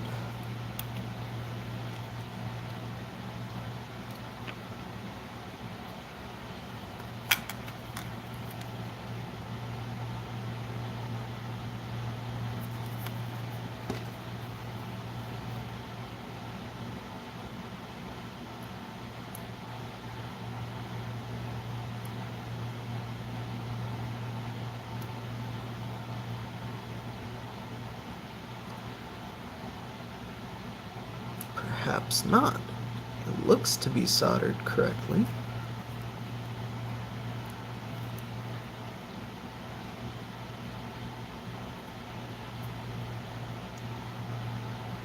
Well, shoot. I don't know.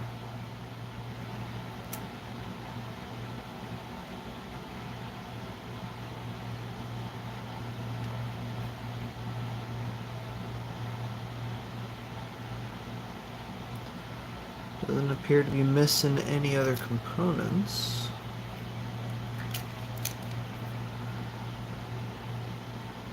Nothing wrong under that.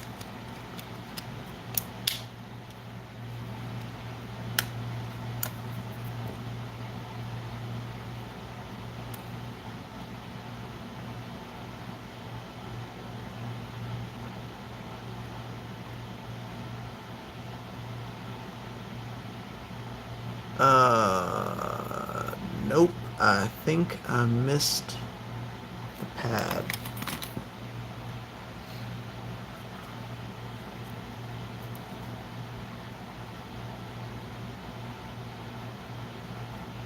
Nope, never mind. That's right.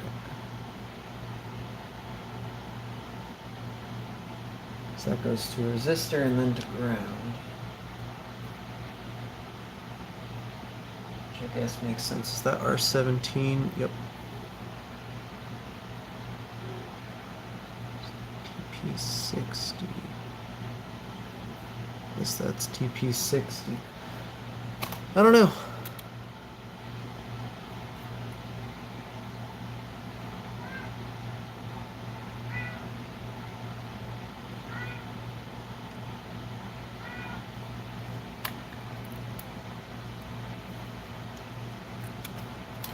I think I'll come back to this one too. Kind of disappointed.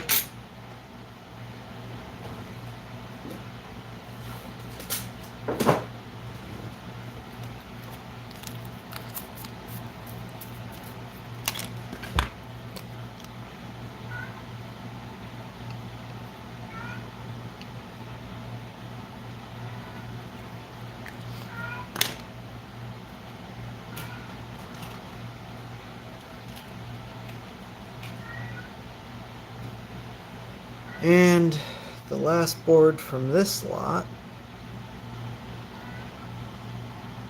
of course, it's missing a B button.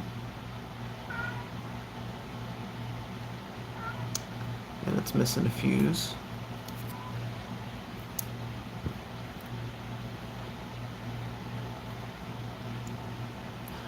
And it's missing a power switch. And it's missing the volume pot. And basically all of the pads.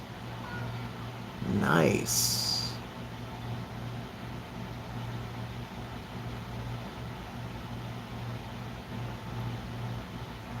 Alright, so we're not going to have working audio for this. Is this flux? Yeah, I guess it is. It's really nasty flux though.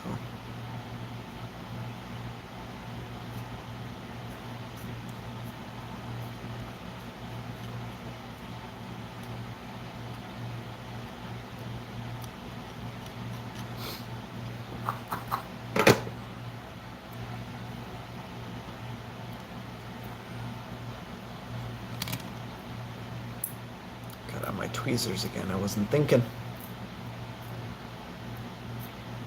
See how sticky it is?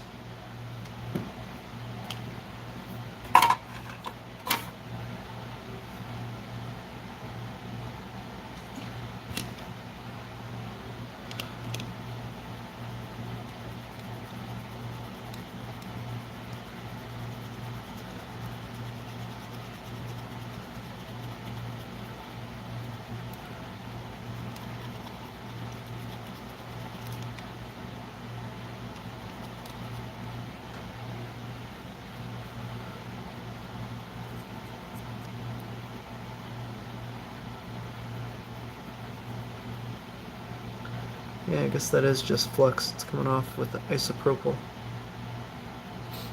Alright.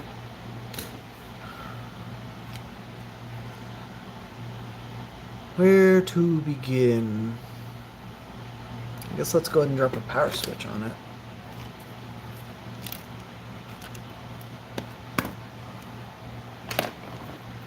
Actually, no, I'm not going to pull that one. I'll pull this one.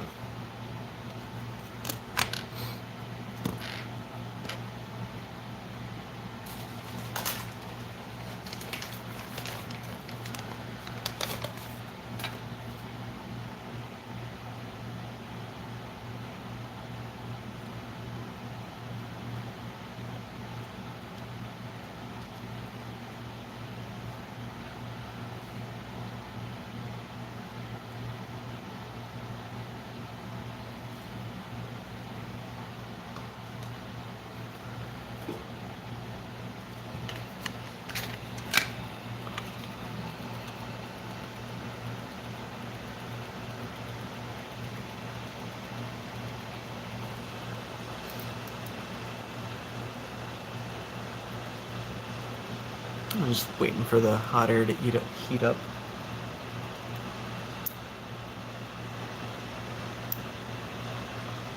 There we go.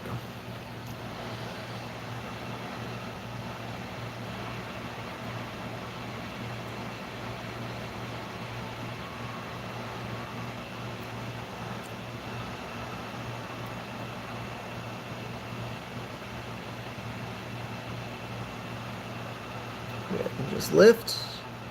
No, maybe. There we go.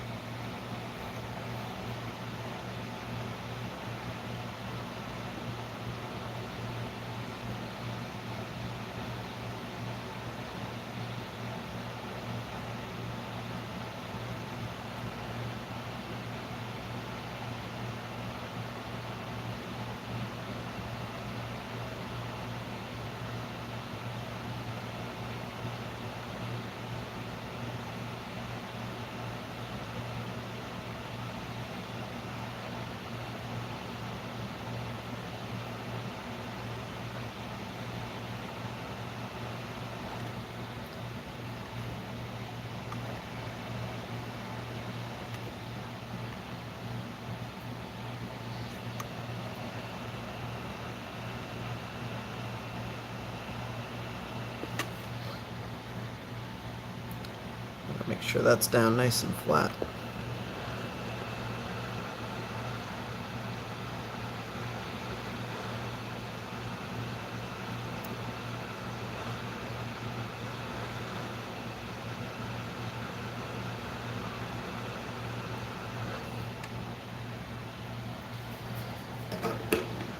All right.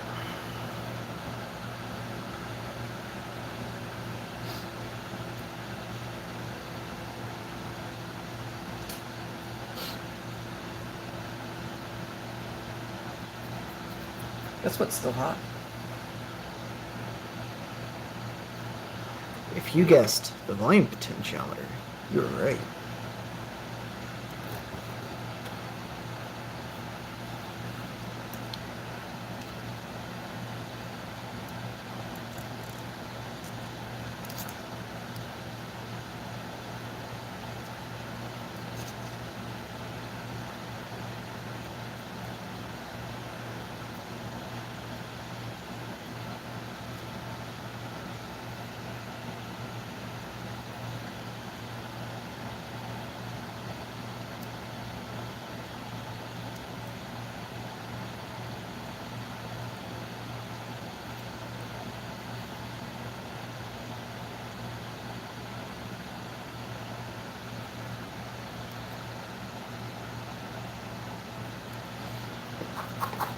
I should have scratched this off before I put this down.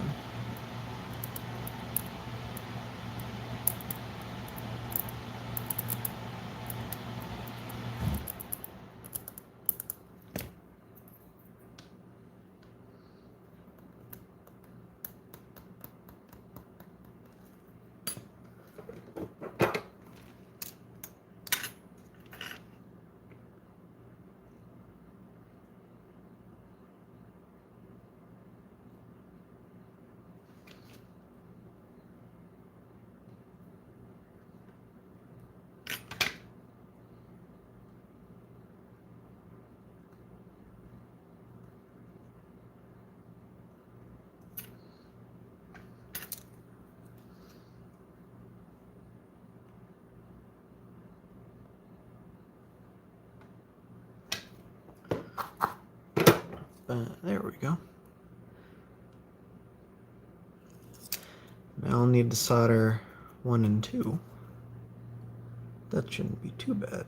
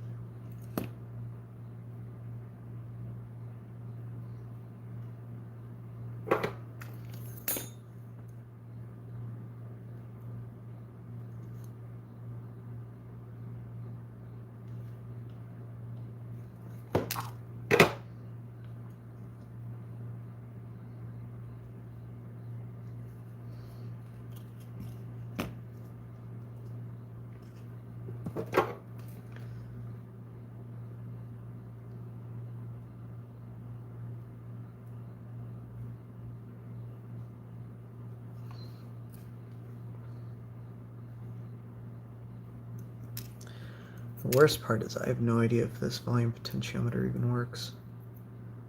I just assume it does, because why wouldn't it? But I didn't actually pull it off a working board now, did I?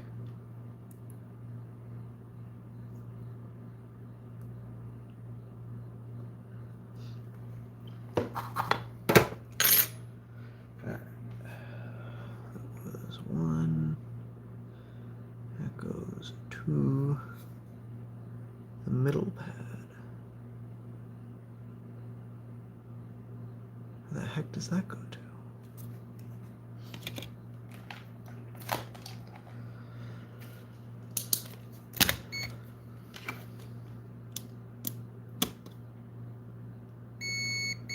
Of course that goes all the way the heck down there.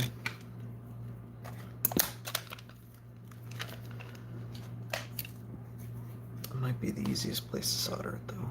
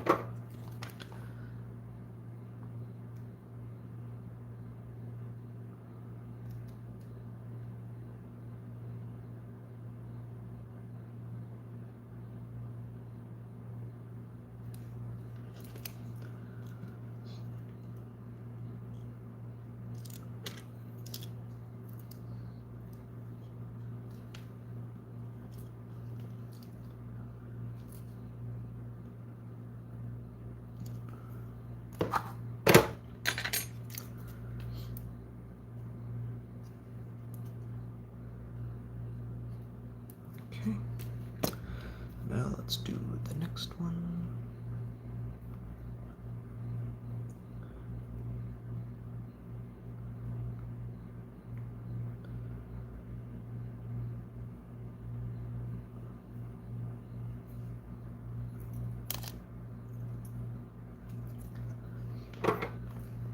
Spending all this time on this, and I haven't even tested to see if this thing boots yet.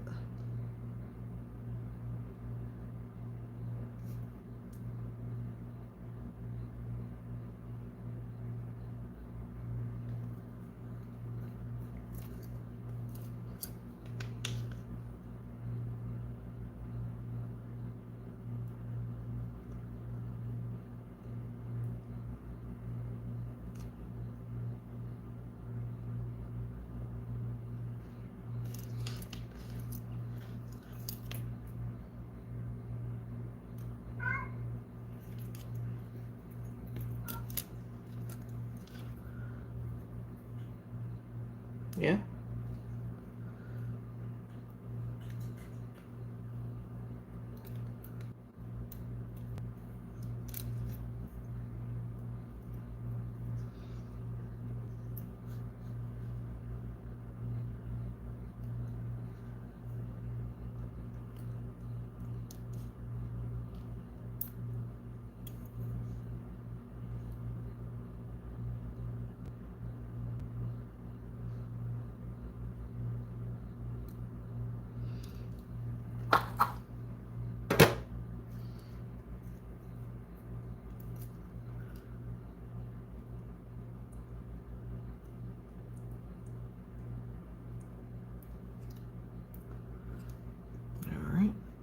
that, I believe, should go to C6. Third one, yep. Not C6, but that pad like right next to C6.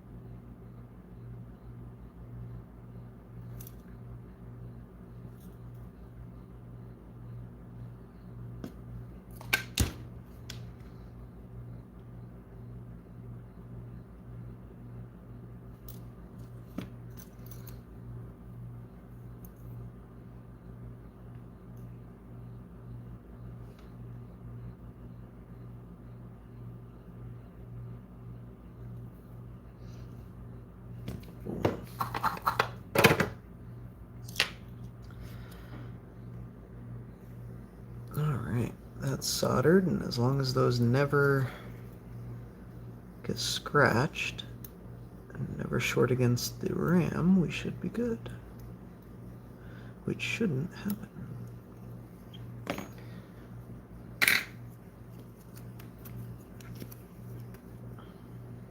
Oh shoot, this thing still doesn't have a fuse.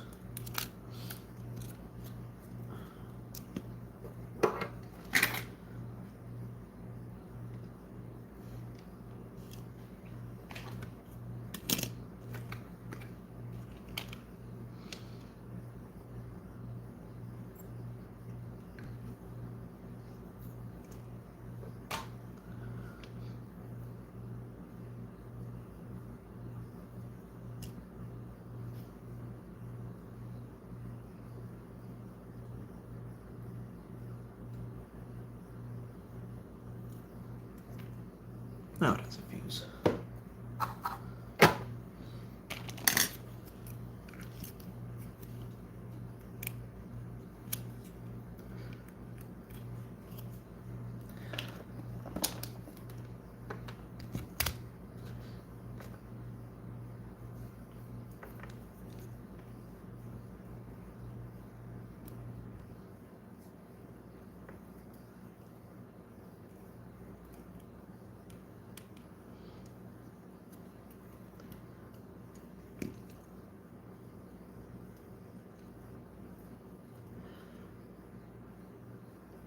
Aha! That is not a good power switch. I should have cleaned it while I had it off instead of just soldering it straight back down.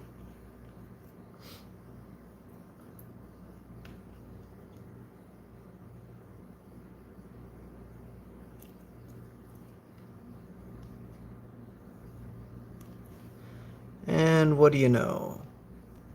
No audio.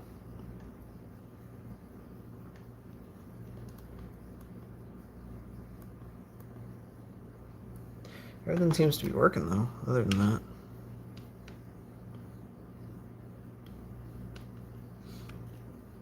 Even the button.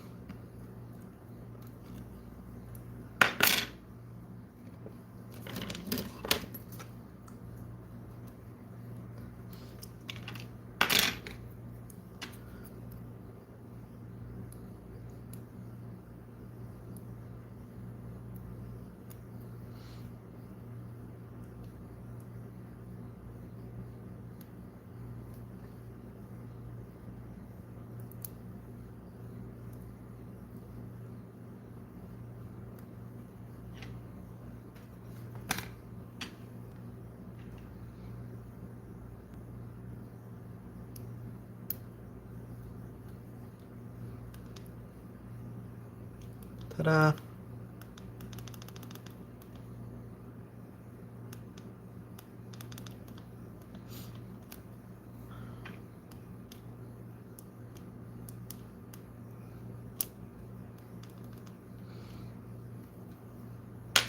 Alright, so why don't we have audio? We're missing audio on two consoles for seemingly no reason. I think my next step will be to troubleshoot, I'll I'll need a headphone adapter. Well,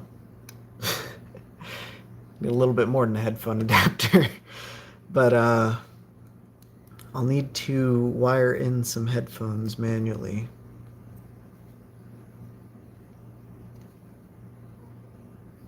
See if I can get that to work.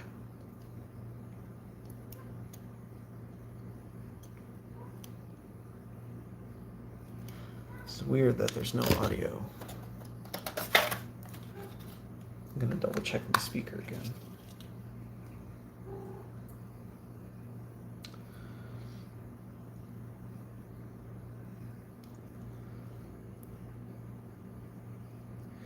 Yeah, it ain't the speaker. That's what I was afraid of. I mean, it's not the end of the world, because to be honest, most of the time I'm playing with the volume off anyway. But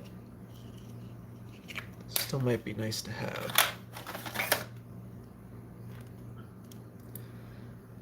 In the off chance I decide to start selling builds at some point.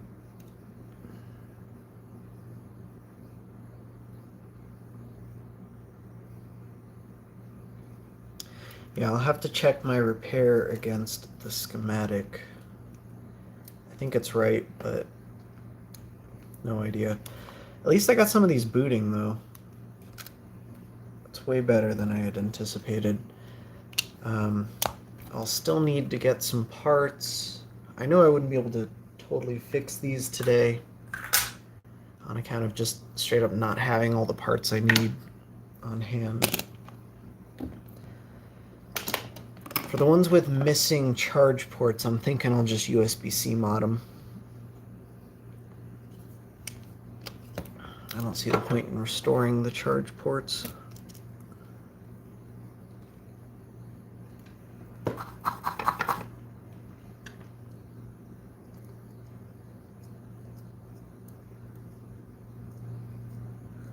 Even though this one looks like it can go back to stock, no problem. That is somehow not lifted, unlike all the other ones.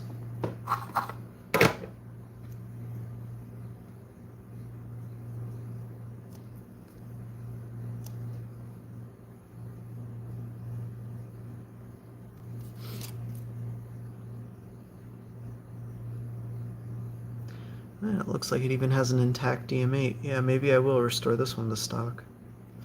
Actually, let's see.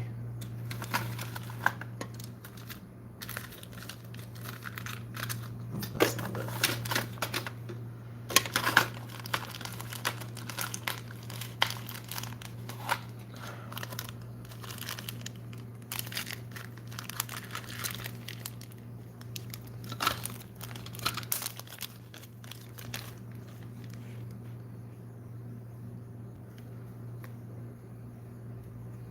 What's the report on this one?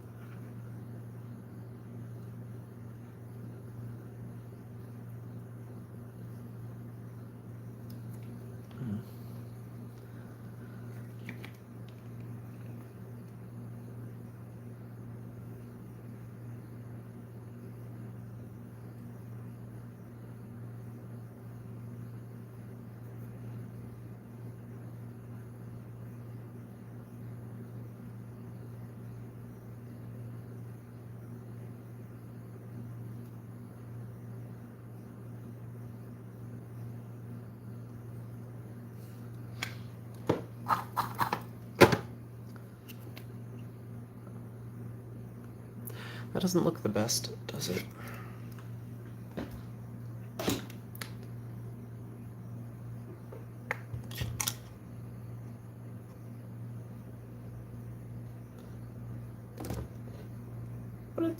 Totally fine.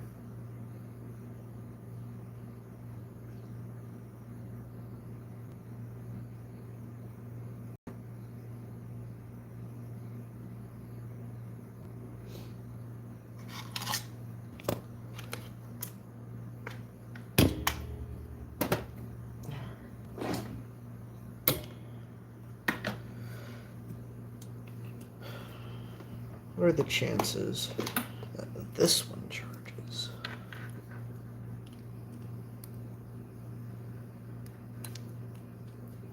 None. No chance. It's not the port. Okay.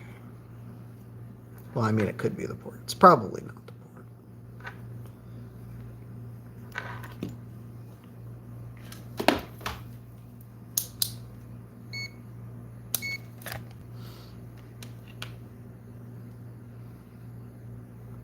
That should be ground.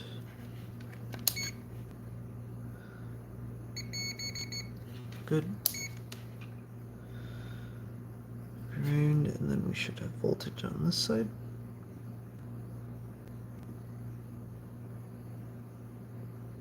No? This side.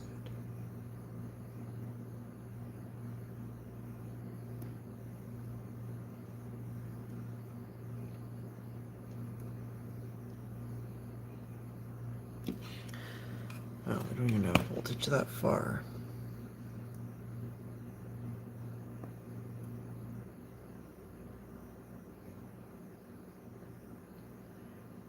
That ain't right. Is that the wrong pin?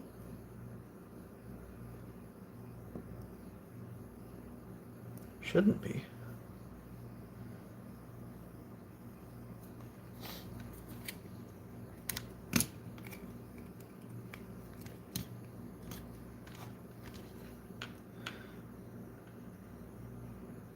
There we go. See, it should be pin number 2. Should be getting 5 volts on that. Ooh.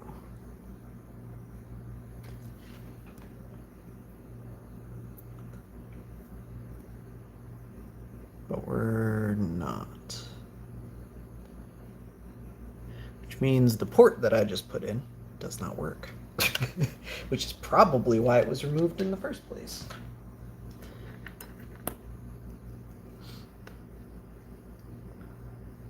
I mean, it looks fine though.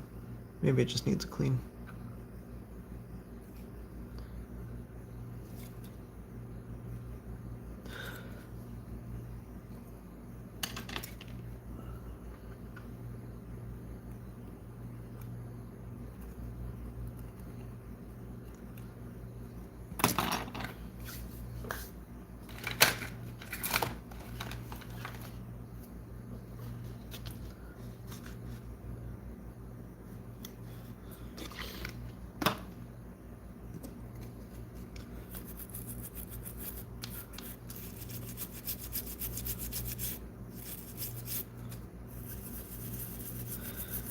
Clean up all that flux on in there.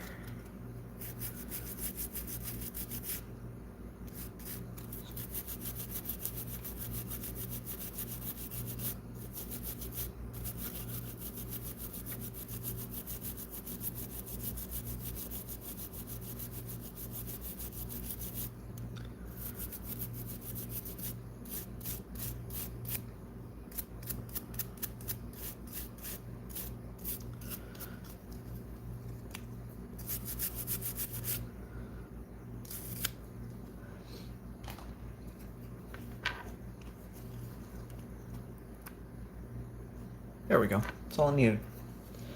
All it needed.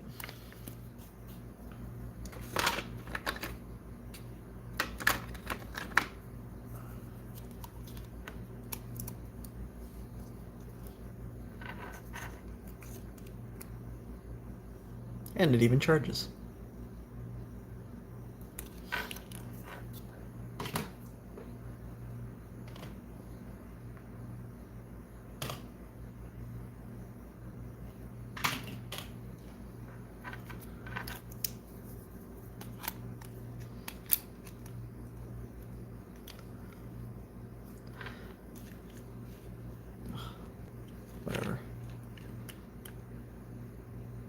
see, this one still won't charge.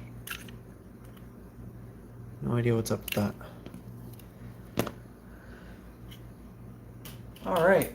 Well, I have, what, 2 booting, 3 booting, 3.5 booting, 2 of them with no power, 1 of them doesn't charge. So if I can get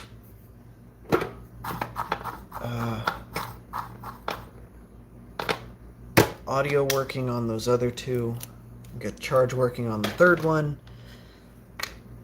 then the auction was worth it. This last one, though, good God.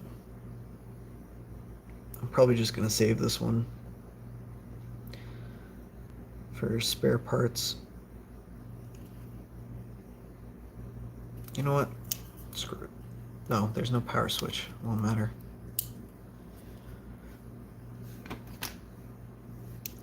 Is there a fuse? There's no fuse either. Okay. I can short 1 thing with tweezers, but not 2.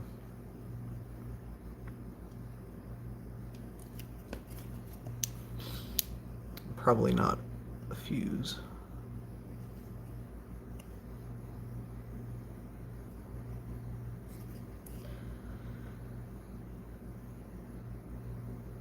Maybe I will save this board. I'll just desolder everything and sand it down, because we don't have any schematics for this revision board with the single chip. The only schematics we have are for the 3 chip boards, where we have the power management, audio amp, and charge circuit all separate. This is likely largely the same thing, but I don't know. Because, I mean, you can always just save the CPU and RAM for something else, you know? Just because the board's dead doesn't mean this is.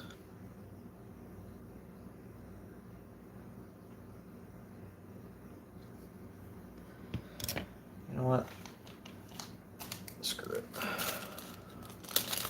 going to pop polyfuse on there. We'll try it out.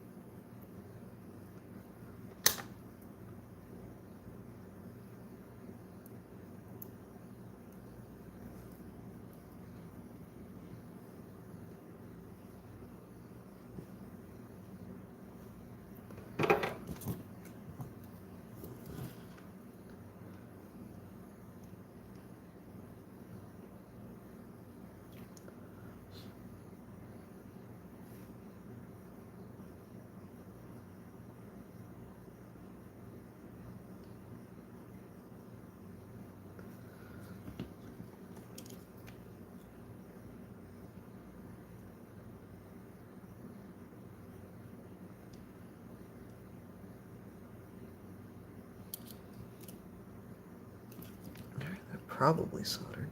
Yeah.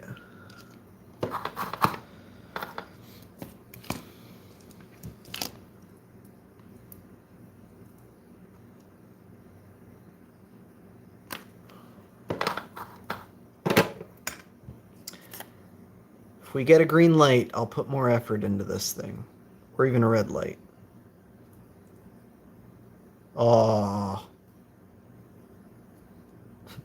What does both mean?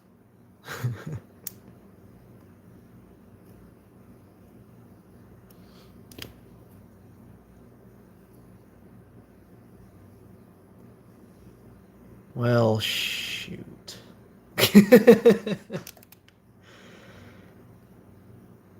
Go figure. Where's my backlight? Where's my backlight? This ain't it, but this'll do.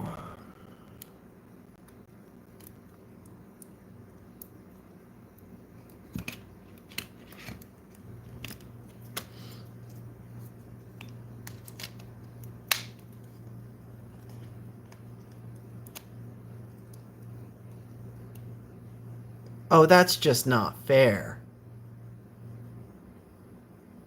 How is that fair? Oh, I can't hit A. There's no A button. Can it be?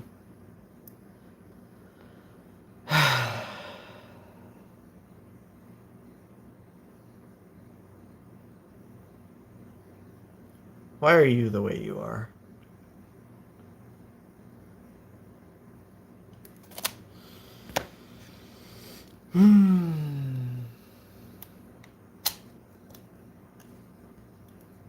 Alright, so I need to put power switch on this thing. I need to replace the A button.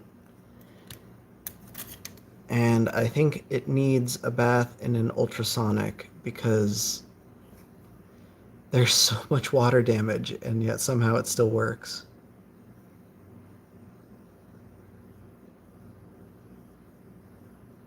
Oh my goodness.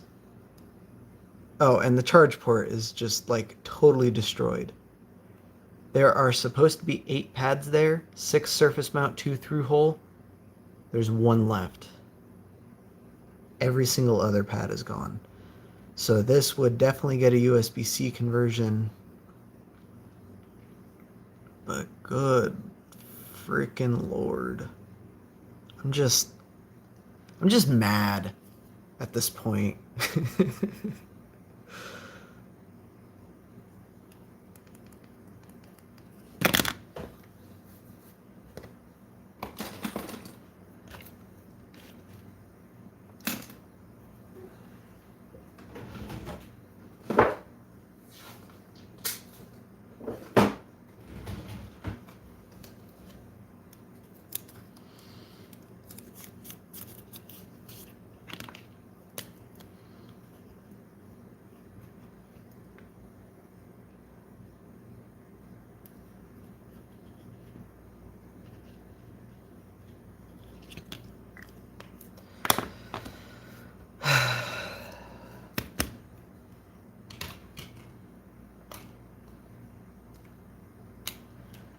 And I suppose I still have this thing that needs fixing, but I need to get some more connectors.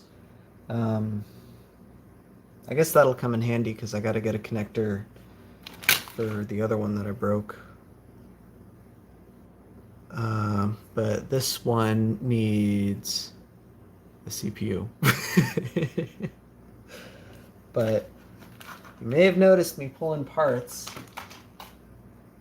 from this board. This board,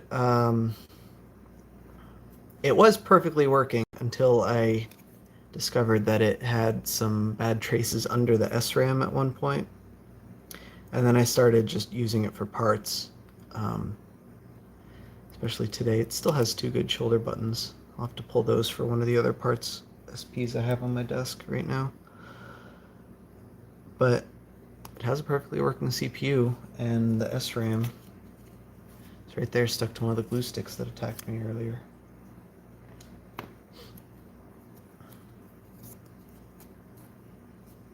Just keep it stuck there for safekeeping.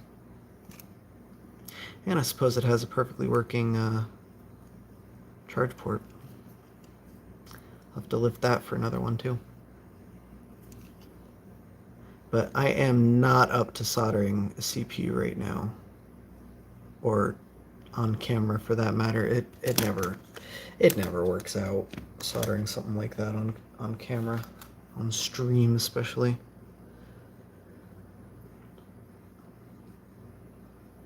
It doesn't appear that any of the pads are destroyed though, except for maybe those 2. Let's find out.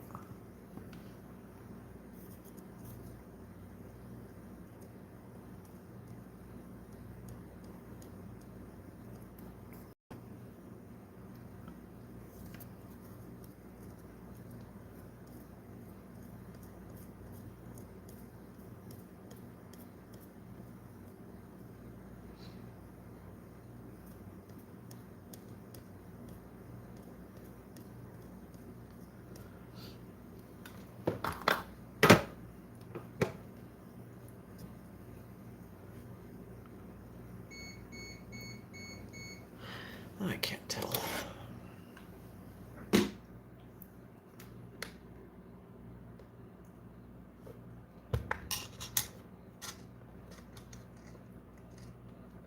Oh yeah, see, that is going to be a problem.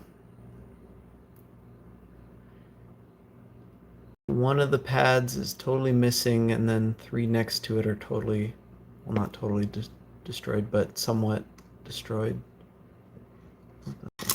Oh, it's gone. I dropped it.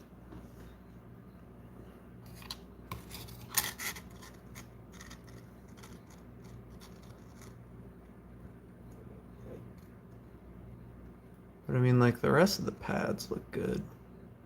Those ones are shorted, but I can fix that. But yeah, that's what I was worried about. Those ones are shorted, but I can fix that. Yeah, shut up.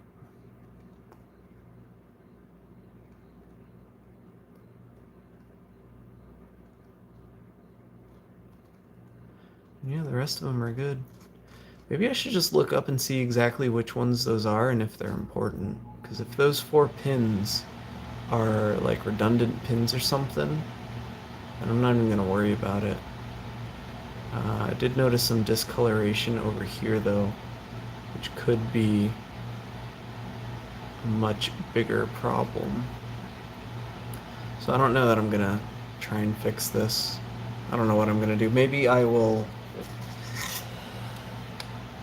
combine parts, because between this board and this board there are enough working parts to make one working Game Boy. I just have to do some trace repair on this one. Whereas this one, it's an unknown. There is internal board damage, but I don't know how bad it is. So, who knows? But that's for another time. I'm definitely not going to get to that tonight. I'm going to save it for another time. I left this thing on the whole time, draining. Turns out I didn't need to, because that other one still isn't charging for whatever reason, but that'll charge itself, so I think I'll let it charge. Otherwise, I think that's all I've got. That stream was, what are we at? 2 hours and 45 minutes. That was about 2 hours longer than I meant to stream. But, here we are. And now my tea is cold. But at least I got some Game Boys sorta kinda fixed. Huh? Better than nothing. Kinda disappointed with how that turned out, but that is one of the risks you take when you buy lots, especially when you buy lots of Game Boys that people have already fucked with. I broke my rule, my one rule. Don't buy Game Boys that people have fucked with. What did I do? I bought Game Boys that someone has fucked with. And now, I'm in a bad mood.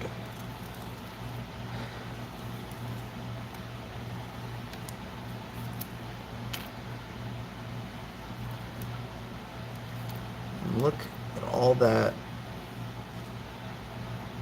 extra solder.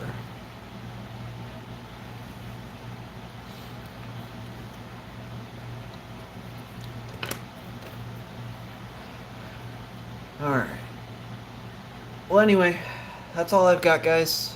Thanks for sticking with me. There's quite a